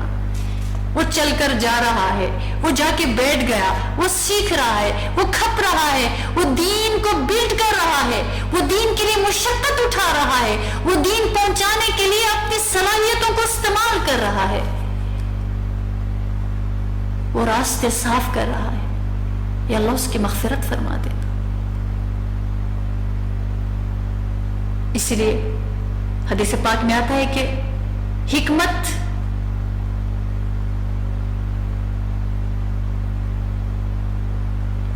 حدیث پاک میں ایک اور روایت، اس کو میں بعد میں ذکر کروں گی، کہ دو خصلتیں،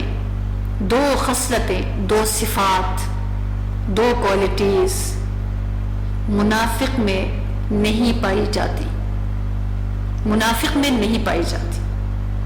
اگر یہ دو ہو سمجھ لیجیے منافق نہیں ہے، بدعمل ہوگا منافق نہیں ہے۔ اگر یہ دو پائی جائے، یعنی یہ دو اگر پائی جائے نہیں، اگر یہ نہیں ہے تو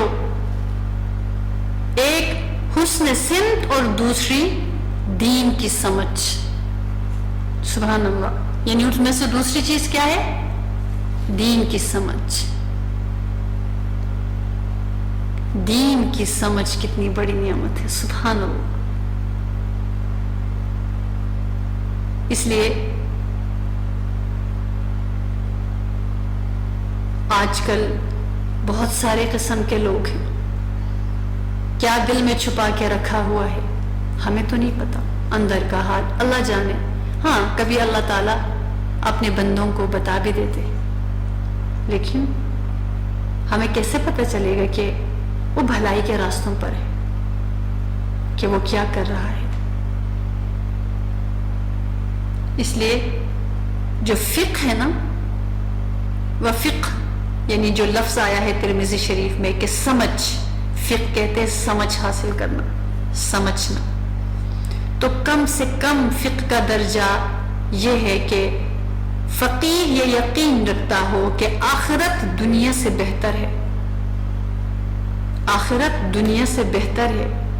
یہ یقین جب فقیہ کے ذہن میں راسخ ہو جاتا ہے تو وہ نفاق اور ریاکاری کی آمیزش سے، علائش سے پاک ہو جاتا ہے، اس کا یقین بن جاتا ہے۔ اور جس کا یقین بن جائے آخرت دنیا سے بہتر ہے، پھر وہ قرآن و سیرت کے بغیر رہ ہی نہیں سکتا، وہ رہ ہی نہیں سکتا۔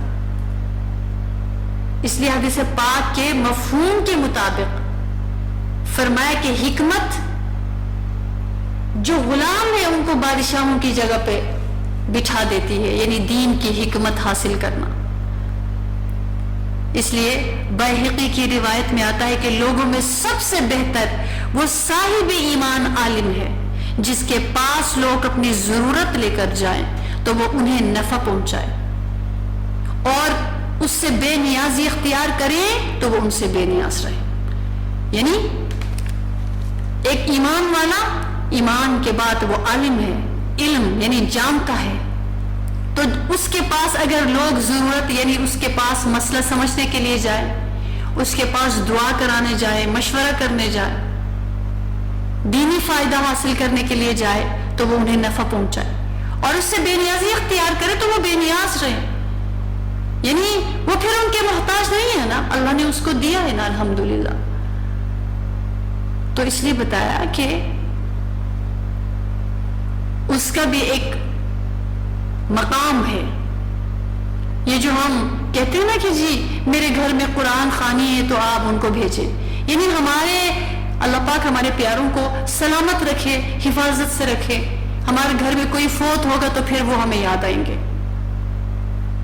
کیا یہ اچھا ہوتا ہے کہ ہمارے بھائی، ہمارے گھر کے افراد حافظ قرآن ہوتے، ہماری بچیاں عالمات ہوتی، تو جس طرح اپنے ماں باپ کے لیے وہ دعا مانگتے، وہ ان کے لیے ان کے بعد صدقہ جاریہ بنیں گے، کوئی اور نہیں بن سکتا۔ یعنی ہماری سوچ یہاں تک ہو کے رہ گئی ہے کہ مدرسے کے بچے جو حافظ ہیں، چلی جی یہ قرآن خوانی کے لیے بلایا جائے، بس ان کا اتنا سا ہے، بس ان کو کھانا کھلائیں، وہ بھوکے ہوتے ہیں بیچارے۔ میری پرانی چیز گھر کی ہے، مدرسے کو دے دو جا کے۔ اچھا وہ عالمہ عالم زکوٰۃ دے دو، زکوٰۃ کے کپڑے، یعنی میں ایک مسلمان کی سوچ میں آپ کو بتا رہی ہوں، اور یہ سب چیزیں، یہ واقعات ہیں ہمارے سامنے، یہ ریئلٹی ہے اس معاشرے کی۔ تو ہم نے مرتبہ نہیں دیا دین کو، اللہ نے تو مرتبہ دیا، اللہ نے تو مرتبہ دیا۔ حضرت عمر رضی اللہ تعالی عنہما کو اللہ نے بادشاہت عطا فرمائی تھی، اور وہ فرماتے تھے کہ اللہ نے اس کلام کی وجہ سے مجھے بلندی عطا فرمائی، ورنہ تو مجھے ڈھنگ سے اونٹ چرانے بھی نہیں آتے تھے کہ کیسے چراتے۔ میرے باپ کہتے عمر تیرا کیا بنے گا، تجھے تو اونٹ بھی چرانے نہیں آتے، اور آج اللہ نے مجھے امیر المومنین بنایا۔ اور وہ روتے تھے، اس دین کی وجہ سے عزتیں ملتی ہیں۔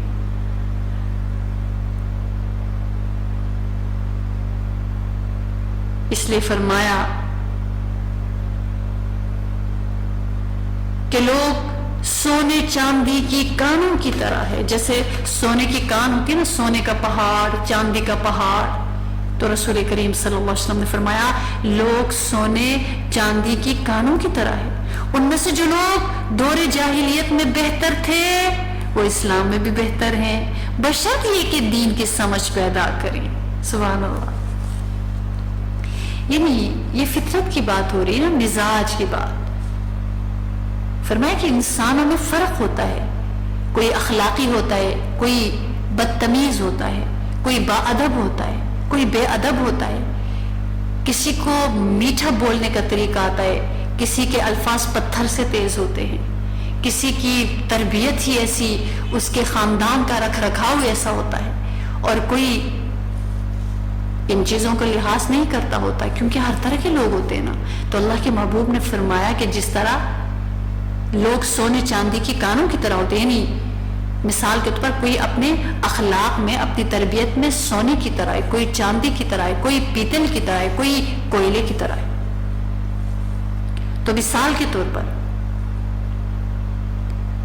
جو انسان جاہل ہے، چلے یہاں ایک جہالت ہم کفر کو بھی کہہ سکتے ہیں، لیکن ایک جہالت دین سے دوری کو بھی کہہ سکتے ہیں، ایک جہالت گناہ کو بھی کہا جاتا ہے۔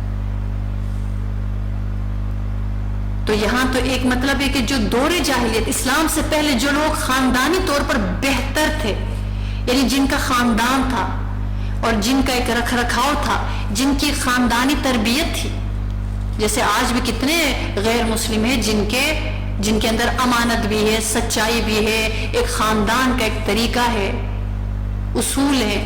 تو فرمایا کہ وہ جو دور جاہلیت میں جو اچھے تھے، اچھے گھرانوں کے تھے، تو جب وہ ایمان انہوں نے قبول کر لیا نا، تو وہ جیسے کہ ہیرے بن گئے، سونا بن گئے، یعنی نور علی نور بن گئے۔ کہ ایک تھا ان کا خاندانی وقار، خاندانی میں کسی یہ ٹپیکل نام ہے، میں ان کے طور پہ نہیں کہہ رہی ہوں، خاندانی سے مراد کہ اس کی فطرت بہت اچھی ہے، اس کی تربیت بہترین ہے، اور پھر جب اس کے بعد اس کے پاس ایمان آ جائے، قرآن اور سیرت کا علم آ جائے، تو فرمایا کہ وہ اسلام میں بھی بہتر ہے، جو جاہلیت میں بہتر ہے وہ اسلام میں بھی بہتر ہے۔ ہاں بشر یہ کہ دین کی سمجھ پیدا کرے۔ وہ کلمہ پڑھ کے مسلمان ہو گیا، دین سیکھ لیا، تو سبحان اللہ، صفات تو پہلے سے تھی، تو نور علی نور بن گیا۔ بالکل اسی دور میں کہ کچھ لوگ ویسے ہی امانت دار ہوتے ہیں، ویسے ہی سچے ہوتے ہیں، ان کو قرآن و سیرت کا علم نہیں ہوتا ان کے پاس، لیکن ایک ان کی تربیت ایسی ہوتی ہے، پھر ان کو دین آ جاتا ہے۔ سبحان اللہ، دیکھا ہے اس طرح کی بچیوں کو، سبحان اللہ، ان کی امانت، ان کے اخلاق، ان کی دیانت داری، ان کا درگزر،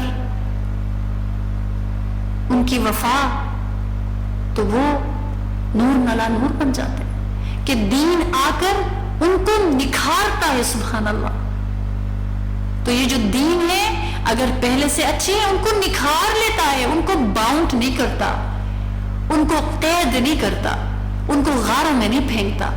سب کچھ یہی دنیا ہے، جس کے پاس غریبی ہے وہ غریب ہے، جس کے پاس امیری ہے وہ امیر ہے، لیکن دین زندگیوں کو سنوارتا ہے، دین زندگیوں کو خوبصورت بنا دیتا ہے، یعنی عمل کے ساتھ دین۔ تو اللہ رب العالمین ہمیں توفیق عطا فرمائے کہ ہم اس کی سمجھ رکھ سکے۔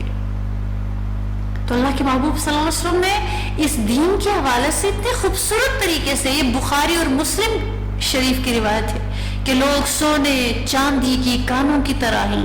ان میں سے جو لوگ دور جاہلیت میں بہتر تھے وہ اسلام میں بھی بہتر ہیں، بشرط یہ کہ دین کی سمجھ پیدا کرے. تو اللہ کے محبوب صلی اللہ علیہ وسلم نے فرما دیا.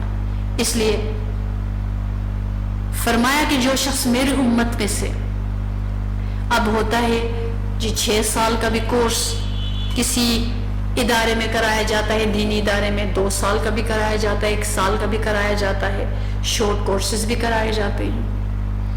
اور جس کے پاس نہیں ٹائم ہوتا وہ چلیے کچھ احادیث ہی یاد کرنے بیٹھ جاتا ہے کہ چلیے جی میرے پاس جو اتنا ٹائم ہے میں یہی کر لوں.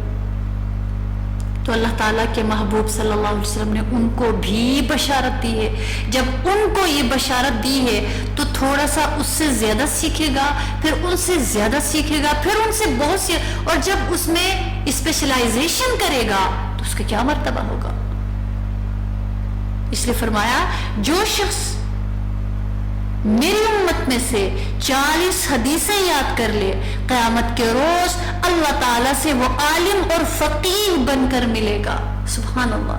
یعنی اللہ پاک نے قدردانی فرمائی کہ اس نے میرے راستے میں محنت کی، مجھے جاننے میں محنت کی. یعنی قیامت کے روز فقیہ کے روایت میں آتا ہے، مفہوم ہے کہ قیامت کے روز معاذ بن جبل کے جھنڈے تلے، ان کے جھنڈے تلے علماء کو جمع کیا جائے گا، کیونکہ وہ بہت علم رکھنے والے تھے. تو ان کے ہاتھ میں علماء کا جھنڈا ہوگا، تو اس کے نیچے بڑے بڑے بڑی چوٹی کے علماء ہوں گے. سبحان اللہ. صحابہ کرام کے دور میں سے دیکھ کے یہاں تک. تو ان میں وہ جو 40 احادیث اللہ کی رضا کے لیے، اللہ کے رسول صلی اللہ علیہ وسلم کی محبتوں کے لیے، کیونکہ اس کے پاس وہ بستر سے اتر نہیں سکتا تھا، وہ بندہ وہ چل نہیں سکتا تھا، اسے بول سکتا تھا، اس نے کسی فون کے ذریعے سے بھی کر کے اتنا سیکھ لیا.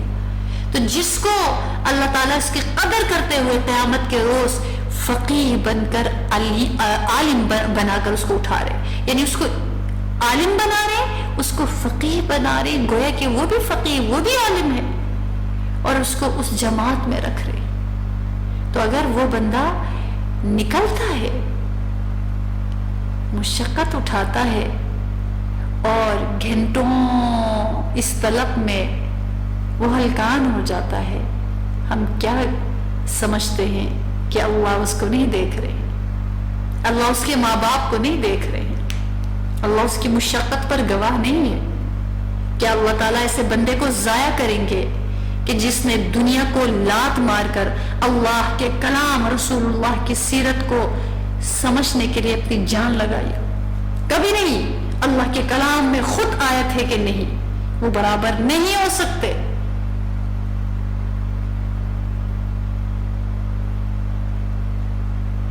ہم دنیا میں اپنے بچوں کو اعلیٰ سے اعلیٰ ان کی دنیاوی تربیت کریں، ٹھیک ہے، اس دنیا میں راحت جان بنیں گے. اگر ہم نے ان کو باعمل نہیں بنایا تو قیامت کے روز ہمارے لیے ہلاکت ہے. یوم لا ينفع مال ولا بنون الا من اتى الله بقلب سلیم. نفع نہیں دیں گے مال اور بنون، اولاد. ہاں، جس کے دل کی تربیت ہو گئی نا، قلب سلیم لے کر آ گیا وہ. اور پھر جس نے اپنی اولاد کو قرآن سے کو حفظ کروایا، عالم بنایا اور فقیہ بنایا، تو قیامت کے روز وہ اولاد بھی اٹھ کر آئے گی جو اپنے ماں باپ کے خلاف گواہ بنے گی کہ ان کی وجہ سے ہم دنیا میں اس طرح کے حالات کو پہنچے ہوئے تھے. اور وہ تو قیامت کے روز اگر ہوا بھی تو اپنے ماں باپ سے بھاگیں گے، بھاگتے پھریں گے. یوم لا، یا پھر کیا ہے آیت کا مفہوم کہ اس دن ہر کوئی دوسرے رشتے سے بھاگے گا. یوم یفر المرء من اخیہ و امہ و ابی و صاحبتہ و بنی. ہر کوئی دوسرے سے بھاگے گا. اولاد ماں باپ سے بھاگے گی، ماں باپ اولاد سے بھاگیں گے. تو قیامت کے روز اگر اولاد کی اگر اپنے گھرانے کی تربیت نہیں ہوئی جبکہ میرے پاس ہولڈ تھا، میں کر سکتی تھی. ہاں ہم میں سے پھر بے بس بھی تو ہوتے ہیں نا. ہمارے اتنے بڑے بڑے قطعور بھائی ہوتے ہیں، بہنیں ہوتی ہیں جو ہمارے قبضے میں نہیں ہے، وہ ہم نہیں ان کو بدل سکتے. تو وہاں پہ بھی ان کے لیے دعا کریں، تڑپے، فکر کریں، کیا پتہ کون سی دعا لگ جائے. اگر بالکل ہم کہیں کوئی بات نہیں، نیچرل سی بات ہے، کوئی بات نہیں، کسی گھر آنے میں کچھ مسلمان، کچھ دیندار ہوں گے، کچھ دنیا دار ہوں گے، دنیا کا نظام ہے، ٹھیک ہے، وہ نا عالم بنے، فقیہ بنے، اپنی جگہ پہ رہ کے دیندار تو بن جائے. اس کے لیے تڑپے نا، تو یہ بھی اللہ تعالیٰ اس کی بھی، اس بندے کی بھی قدر فرماتے. تو جو اپنے بچوں کو، اپنے اولادوں کو اگر فقیر، عالم اور حافظ بنا کے جائے گا نا، تو جو دوسرے ہوں گے وہ بچے اپنے ماں باپ سے بھاگیں گے. اور یہ جو بچے ہوں گے نا، یہ قیامت کے روز اپنے ماں باپ کو ڈھونڈ لیں گے کہ کدھر ہے میرے ماں باپ، ہم نے ان کو عزت کا تاج پہنانا ہے کیونکہ میں حافظ ہوں. میرے اللہ نے مجھے فرمایا ہے کہ یہ تاج تمہارے ماں باپ کے لیے. وہ ڈھونڈتے پھریں گے کدھر ہے میرے ماں باپ.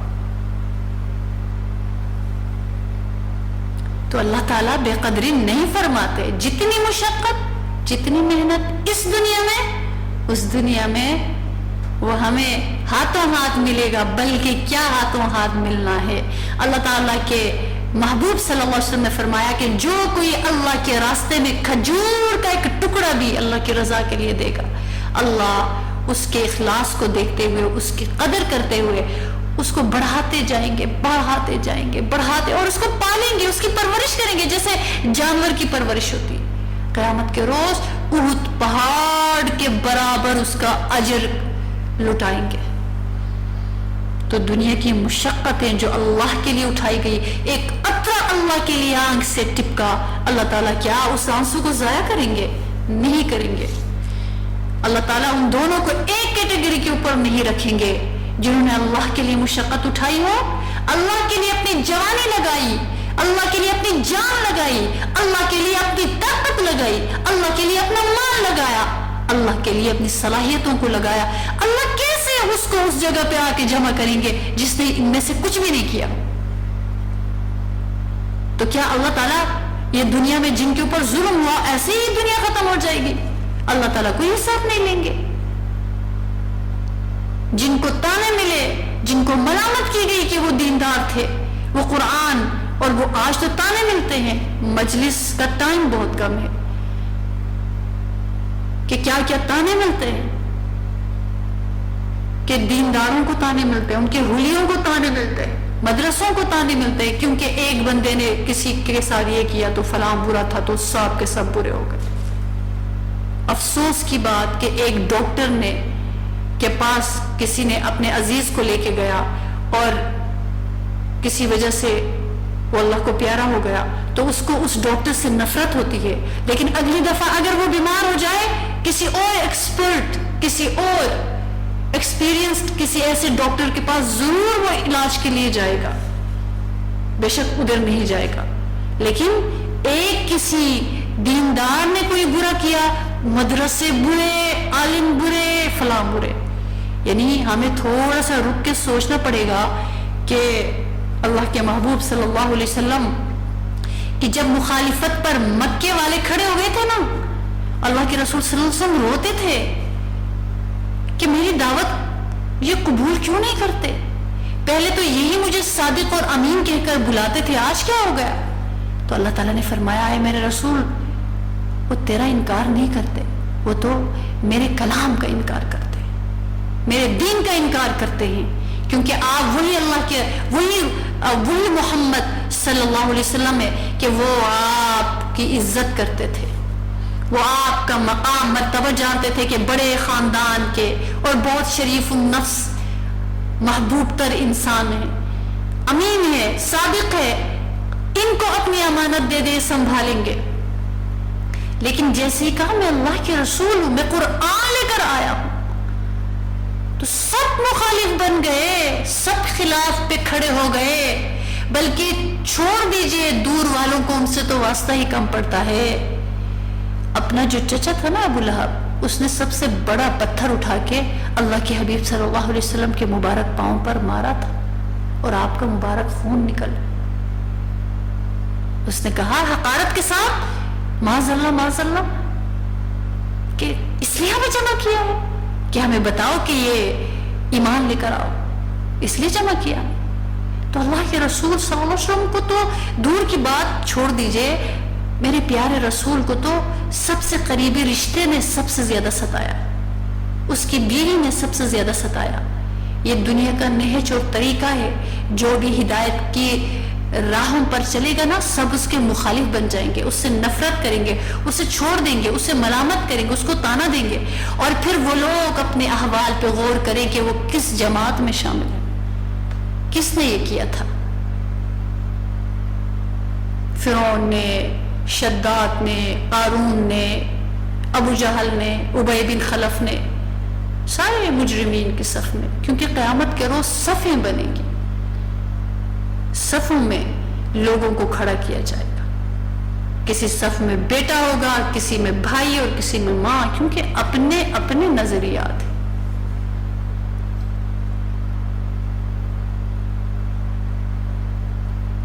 مشکل ان کے لیے ہے جو غیر مسلم ہے، کہ جب وہ کلمہ پڑھتے ہیں نا، ان کو سب کچھ چھوڑنا پڑتا ہے۔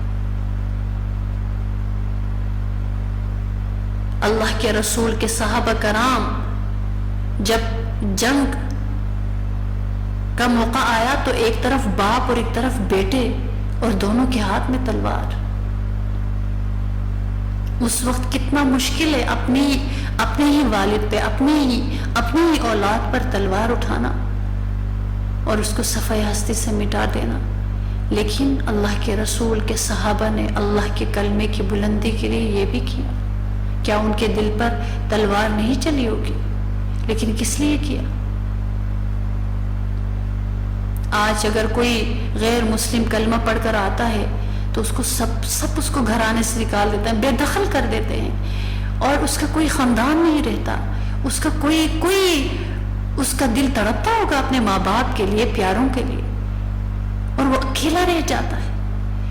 میرا اور آپ کا، ہمارے اوپر اللہ کا اتنا احسان ہے کہ ہم تو مسلمان گھرانے کی اولاد ہیں۔ میرے اور آپ کے دین سیکھنے سے کیا ہوا؟ اتنا تانا ملے گا نا، اچھا پردے دار بن گئی ہو، اچھا مدرسے جانے لگی ہو، اچھا قرآن سیکھنے لگی ہو، اچھا تم تو بہت بدل گئی ہو۔ کیا بدل گئے ہیں؟ ہمیں تو اب پتہ چلا ہے۔ ہم نے جب اللہ کا کلام پڑھ کے دیکھا، ہمیں پتہ چلا کہ میرا تو لباس یہ تھا، وہ کسی اور کا لباس ہے جو میری بہنیں نظر آ رہی ہیں جس لباس میں۔ میرا لباس تو یہ ہے، میرا کام تو یہ تھا، میری زندگی کا مقصد تو یہ تھا، مجھے تو یہ پتہ چلا۔ تو اس لیے ہم ہوش کے ناخن لے، یقین جانیے گا اللہ میری اور آپ کی قدر فرماتے ہیں۔ میں اور آپ اگر ذرا بھی کوشش اپنی صرف کرتے ہیں نا اس دین کے لیے، ایک چیز جس کو پوری دنیا پھر کر ہم نہیں خرید سکتے، پوری دنیا کی دولت دے کر بھی نہیں خرید سکتے، وہ ہے دل کا چین اور سکون، اطمینان اور توکل۔ اور یہ مفت میں اللہ کے کلام کے ساتھ جڑنے سے، اللہ کے رسول کی سیرت کے ساتھ جڑنے سے، یہ مفت میں یہ دولت مل جاتی۔ لوگ مہنگی میڈیسنز کھاتے ہیں، لوگ بڑے بڑے ڈاکٹرز کے پاس جاتے ہیں، سیشنز لینے جاتے ہیں کہ میں ڈپریشن میں ہوں، میرا علاج ہو جائے، اور یہ کسی بندے کو مفت میں مل جاتا ہے۔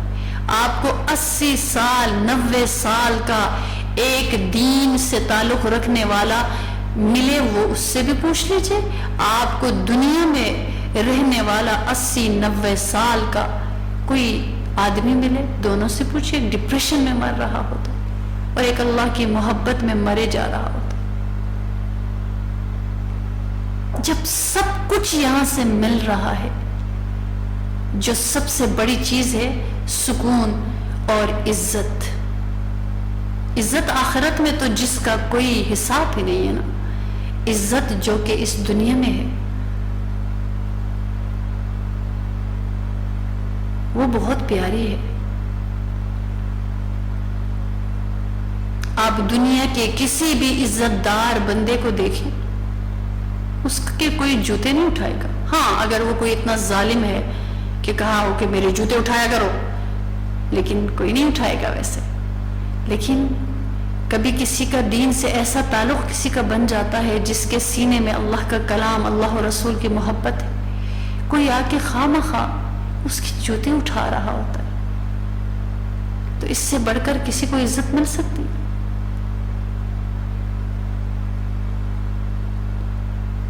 اس لیے میری اور آپ کی زندگی کی کتاب قرآن عظیم الشان ہے، سیرت مصطفیٰ صلی اللہ علیہ وسلم ہے. ان دونوں سے نابلد ہو کے، ان دونوں سے محروم ہو کے دنیا سے چلے گئے تو کہیں ایسا نہ ہو کہ قبر میں ہم سے پوچھا جائے کہ تیرا رب کون ہے. تو حدیث پاک کے مطابق وہ جو مجرم ہوگا وہ کہے گا مجھے نہیں پتا، مجھے نہیں پتا تیرا رسول کون ہے، مجھے نہیں پتا، مجھے نہیں پتا تیرا دین کیا ہے، مجھے نہیں پتا، مجھے نہیں پتا. آج کل تو وہ زمانہ جاہلیت پلٹ کے آ گیا ہے، معلومات کی بہتات اور علم کا فقدان. تو اللہ تعالیٰ اس 40 احادیث، کیونکہ وہ اپنے بستر سے بھی نیچے نہیں اتر سکتا، چلے اس کو بتائے کہ یہ اس کتاب سے 40 احادیث آپ یاد کر لیں اور ان کو سیکھے سمجھے عمل کریں. تو اس کو بھی فقیہ اٹھا رہے ہیں اللہ رب العالمین، عالم اٹھا رہے ہیں اللہ رب العالمین. اور جو مشقت اٹھاتا ہے سیکھتا ہے اس کو کیا اللہ پاک نوازیں گے. اللہ تعالیٰ نے حضرت ابراہیم علیہ السلام پر وحی نازل فرمائی کہ ابراہیم میں علیم ہوں اور علم والے کو محبوب رکھتا ہوں. میں جاننے والا ہوں اور جو جاننے والا ہوتا ہے نا میں اس کو اپنا پیارا بناتا ہوں، میں اس کو محبوب رکھتا ہوں، وہ میرا پیارا بن جاتا ہے. سبحان اللہ. ہر بندہ کہتا ہے اللہ مجھ سے پیار کیجئے نا. مسلمان ہے نا ہم الحمدللہ، ہمارے دل میں محبت تو ہے نا، کم ہے زیادہ ہے تو جس کو اگر پتہ چل جائے کہ میں نے خواب دیکھا، کسی نے کہا مجھے خواب میں کہ اللہ تعالیٰ فلاں بندے سے محبت کرتا ہے، اگر آگے کوئی ہمیں وہ خواب بتائے نا، ہمارے اندر میوزک بجتی ہے کہ سبحان اللہ، یعنی مجھ سے میرے رب، یعنی وہ جو ہوتا ہے نا چھن چھناہٹ سی ہوتی ہے کہ میرے رب نے، یعنی کسی کو خواب آیا میرے بارے میں اور کسی نے کہا کہ اللہ کو مجھ سے محبت ہے. وہ یہ تو اللہ کے رسول محترم کی حدیث پاک اور اللہ کے رسول کی مبارک زبان، اور اس میں اللہ نے فرمایا کہ جو میں علیم ہوں اور جو علم حاصل کرتا ہے میں تو علم والے کو محبوب رکھتا. یہ تو حقیقت بیداری میں بات ہے، بیداری میں بات ہے. تو بیداری خواب سے بہت ہی بہتر ہے، بیداری حقیقت ہے، خواب تو خواب ہے. اس لیے طبرانی کی ایک روایت میں آتا ہے اگر مجھ پر کوئی ایسا دن آئے، رسول کریم صلی اللہ علیہ وسلم نے فرمایا اگر مجھ پر کوئی ایسا دن آئے کہ مجھ میں ایسی علم کی زیادتی نہ ہو جو مجھے اللہ سے قریب کرے تو مجھے اس دن کے سورج کے طلوع ہونے میں برکت نصیب نہ ہو. اللہ اکبر کبیرہ. طبرانی کی روایت. یعنی اگر مجھ پر کوئی ایسا دن آئے، یعنی کوئی دن ایسا مجھ پر گزرے جس میں کچھ میں پڑھ نہ سکوں، جان نہ سکوں قرآن و سیرت کے بارے میں، اور اس سے مجھے ایسا علم حاصل نہ ہو جس سے مجھے پتہ چلے کہ اچھا اگر میں یہ بھی کروں تو اور بھی قریب ہو سکتا ہوں اللہ کے، میں اگر یہ کام کروں تو اور بھی قرب مل سکتا ہے. تو کسی دن اگر مجھے وہ ترقی نہیں ملتی تو میرا زندہ رہنا ہی بیکار. یعنی مجھ پر سورج ہی طلوع نہ ہو، وہ مجھے سورج کا دیکھنا نصیب بھی نہ ہو. اس لیے جس مسلمان کا کل اور آج کا دن عملی طور پہ ترقی کی طرف نہ ہو تو یہ ہلاکت کی بات ہوتی ہے۔ یہاں تو یہ عالم ہے کہ ہم سب اپنے دلوں کو ٹٹولے، رمضان کریم اللہ تعالیٰ فرماتے ہیں قرآن کی بہار ہوتی ہے، تو بڑا دل بنا ہوا ہوتا ہے، بڑا سکون، بڑا کام سورے ہوئے ہیں، لیکن جیسے ہی وہ مہینہ گزر گیا تو میرے اور آپ کے احوال ہی بدل گئے۔ تو جب ہم نے روزے کی حالت میں کم ٹائم کے اندر سارا کچھ کر لیا تھا تو اب بھی ہم کر سکتے ہیں، تو اس کی برکتیں ہم نے پائی ہیں، وہ کیفیات ہم نے محسوس کی ہے۔ اب چھوڑ بھی دیا ہے تو بھی زندگی گزر رہی ہے، لیکن وہ آخرت کا جو جہیز ہمارا بن گیا وہ ایسا پیارا بن گیا کہ اگر وہاں پہ کھولا جائے گا تو سر فخر سے بلند ہو جائے گا۔ تو کیا ہم کن لوگوں میں شامل ہونا چاہتے ہیں آخری منزل پہ پہنچ کے؟ کن لوگوں میں؟ یعنی ایک بندہ لمبے سفر پہ نکلا ہوا ہے، لمبا سفر ہے، کبھی ادھر سے بارش آ گئی، طوفان آ گیا، رات آ گئی، دن آ گیا، کانٹے بھی تھے، موذی جانور بھی تھے، لیکن وہ چلتا رہا کیونکہ اس کو پتا ہے کہ ایک منزل ہے، وہاں تک پہنچنا ہے، وہاں پر جا کر ایسا کچھ ملنا ہے کہ ساری تھکاوٹ میری دور ہو جائے گی۔ تو وہ اس کو اٹریکٹ کرے گی کہ نہیں کرے گی وہ منزل، تو وہ ان تھکاوٹ کی پرواہ نہیں کرتا۔ لیکن اگر اس کو یہ پتا ہو کہ ابھی راستہ خوبصورت، سفر خوبصورت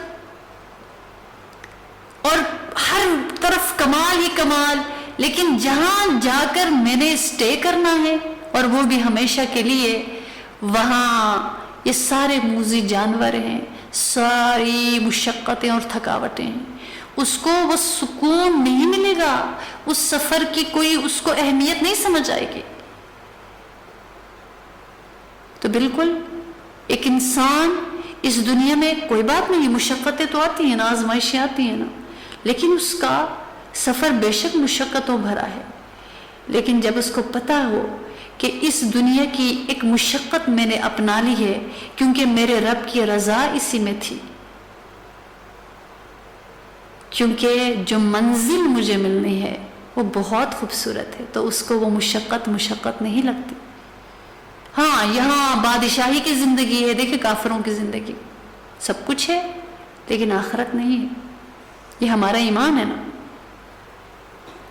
یہ الگ بات ہے کہ کسی کو اللہ تعالیٰ کب کلمہ پڑھنے کی توفیق عطا فرمائے، وہ ہم سے آگے بھی بڑھ جائے، لیکن اصولی طور پہ ایک بات ہے کہ یہاں مشقت بھری زندگی ہے، لیکن اس مشقت بھری زندگی میں ہم نے ایسی تیاری کی کہ ہمیں اطمینان ہے کہ یہ مشقت ہے تو کیا ہوا، چلو آگے یہ ملنا ہے، پرسکون ہے، وہاں جا کے عیش ہے۔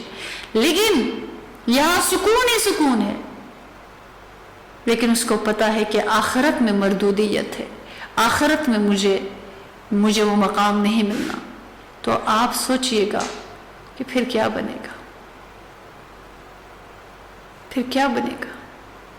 ہماری پرائیورٹیز کیا بن کے رہ گئی ہیں۔ ہم آج اپنے دل کے اوپر ہاتھ رکھ کے ذرا تھوڑی دیر کے لیے اپنا سر جھکا کر دیکھ لیں، سوچ لیں، ہمیں پتہ چلے گا کہ میری اور آپ کی پرائیورٹیز ہی بہت چینج ہے، بہت ڈیفرنٹ ہے، ایک مومن کی شان کے خلاف ہے۔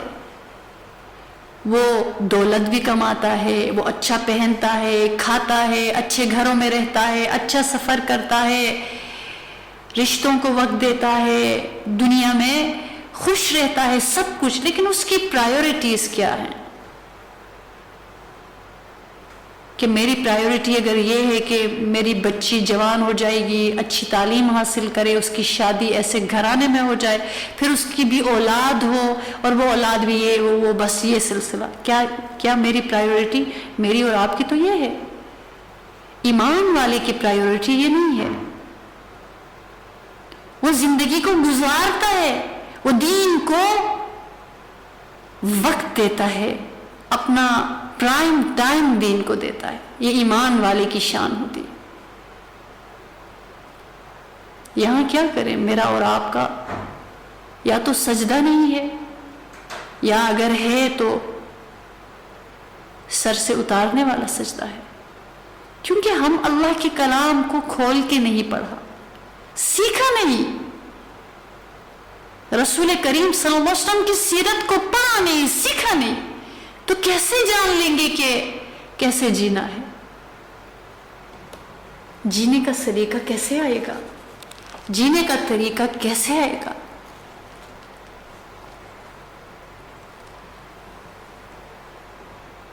اس لیے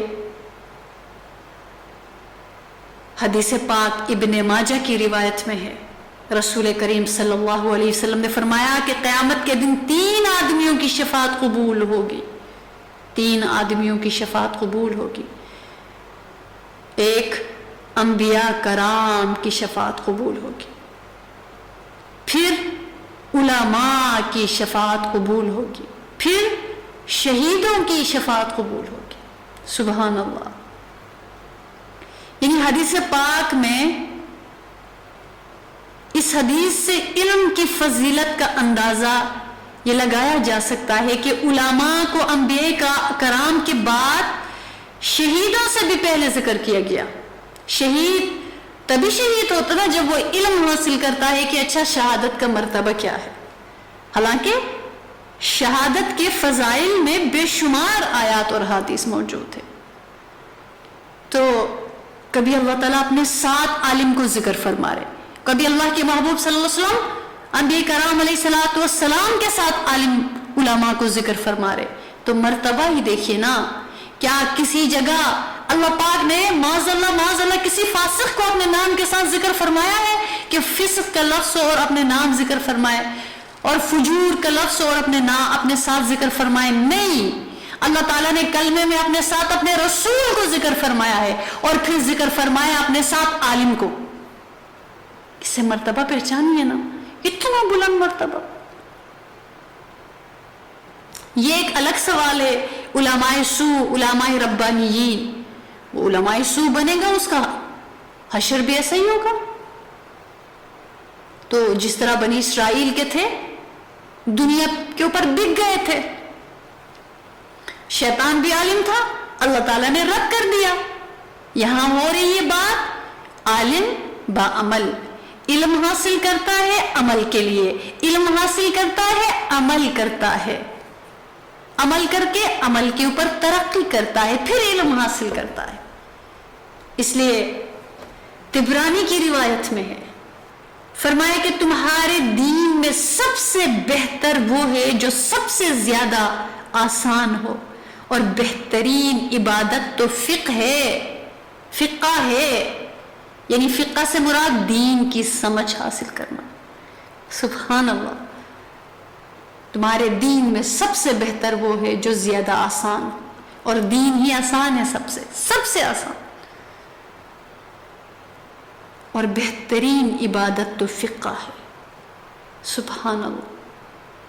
اللہ پاک مجھے اور آپ کو توفیق عطا فرمائے دین سیکھنے کی اور عمل کرنے کی۔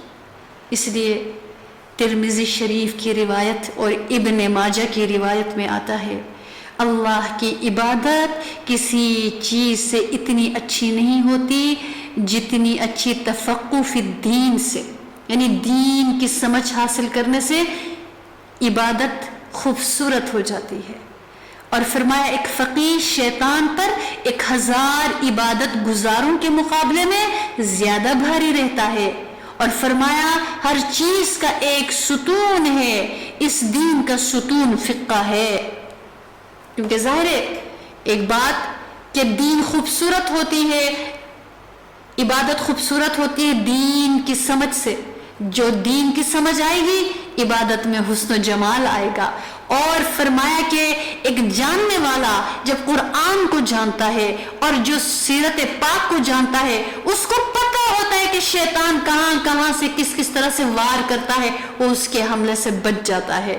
اور فرمایا کہ یہ بھاری ہے، اگر صرف ایک عابد ہے، اس کو بس صرف عبادت کا پتہ تھا، کچھ صورتیں اس کو یاد تھی، وہ دن رات عبادت ہی کرتا رہا، کسی دن آ کے اس کے اندر تکبر بھی آ سکتا ہے، عجب بھی آ سکتا ہے، اور شیطان کا وسوسہ بھی آ سکتا ہے. لیکن جو پڑھتا ہے، جو مسلسل سیکھتا ہے، اس کے اندر عاجزی بھی آتی ہے. مزید دیکھتا ہے کہ مجھ سے بھی چوٹی کے لوگ ہیں جی، میری اوقات ہی کیا ہے، اور اس کے اندر طلب آتا ہے، کیونکہ جب وہ جانتا ہے اس کے اوپر عمل کرنے کے لیے بیتاب ہو جاتا ہے اور پھر اس پر عمل کرتا ہے. ہاں، یہ نہیں ہے کہ انبیاء کرام علیہ الصلوۃ والسلام گناہوں سے پاک تھے، لیکن ہم بڑے عام لوگ ہیں.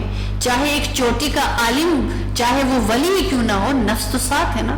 غلطیاں ہوں گی، خطائیں ہوں گی، قصور ہوں گے، لیکن وہ برداشت نہیں کریں گے زیادہ دیر تک. وہ توبہ طائب کر کے اس سے بھی زیادہ بڑی نیکی کرنے لگ جائیں گے. تو اس لیے اللہ کے محبوب صلی اللہ علیہ وسلم نے تعریف فرمائی اور فرمایا کہ ہر چیز کا ستون ایک پلر ہوتا ہے نا، گھر کو رکھنے کے لیے، گھر کو گرنے سے بچانے کے لیے، کسی چیز کو گرنے سے بچانے کے لیے اس کو ستون، اس کو پلر دیا جاتا ہے. فرمایا کہ دین کا ستون دین کی سمجھ ہے. جب دین کی سمجھ حاصل ہوگی، دین قائم رہے گا.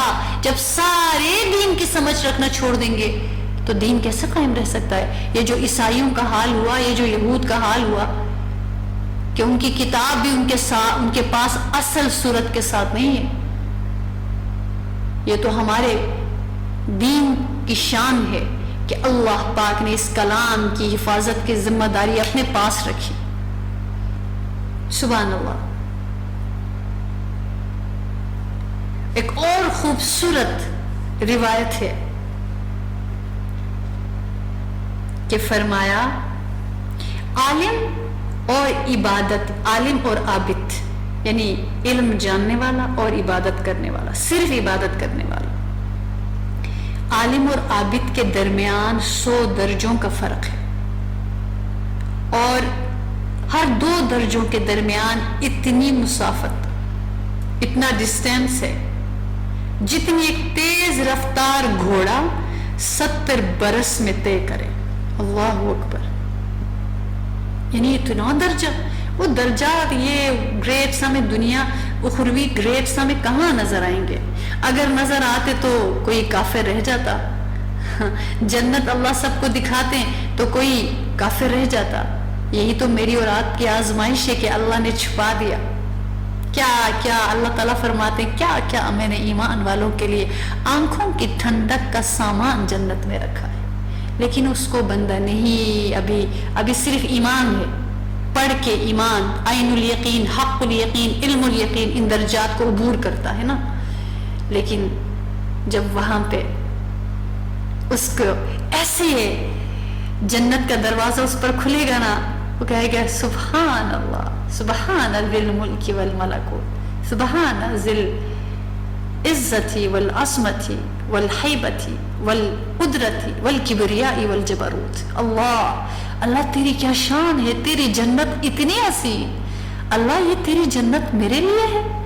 آپ تصور کیجئے، میں کہیں پڑھ رہی تھی کہ تصور کریں کہ آپ جنت میں ہیں، آپ وہاں پہ، آپ کا ایک دنیا میں مشقت اٹھا کے، عمل کر کے، قرآن کو سینے سے لگا کے، قرآن پاک کی عظمتوں کے لیے محنت کر کے، سیرت کو سیکھنے کے لیے محنت کر کے آپ یہاں سے جائیں، جیسے کہ جنت میں اللہ نے ہمیں پہنچا دیا.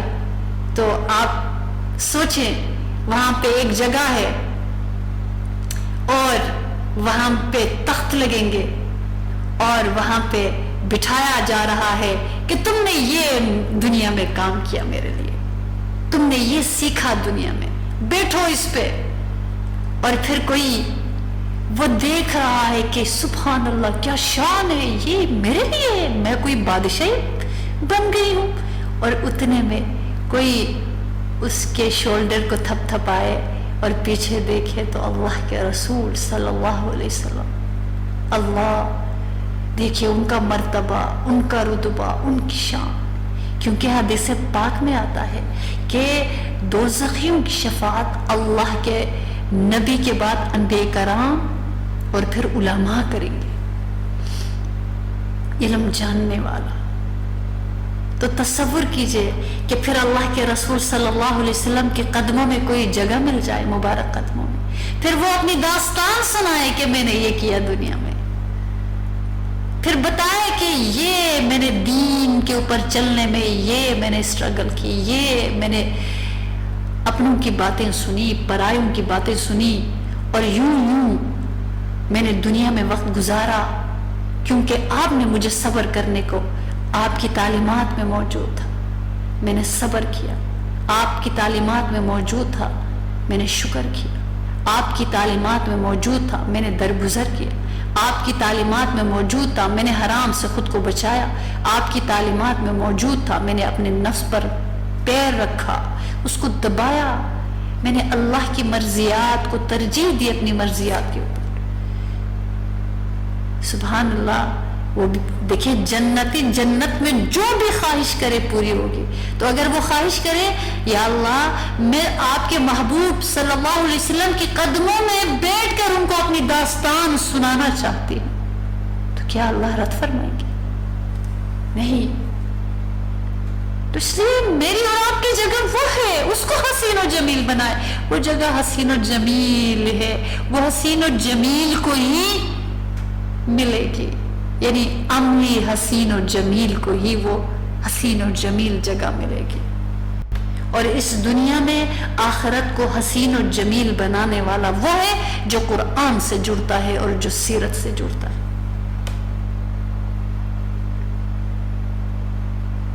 اس لیے میں آخر کرتی ہوں اس حدیث پاک، اس روایت کے ساتھ کہ حضرت علی رضی اللہ تعالی عنہما نے اپنے سامنے والے سے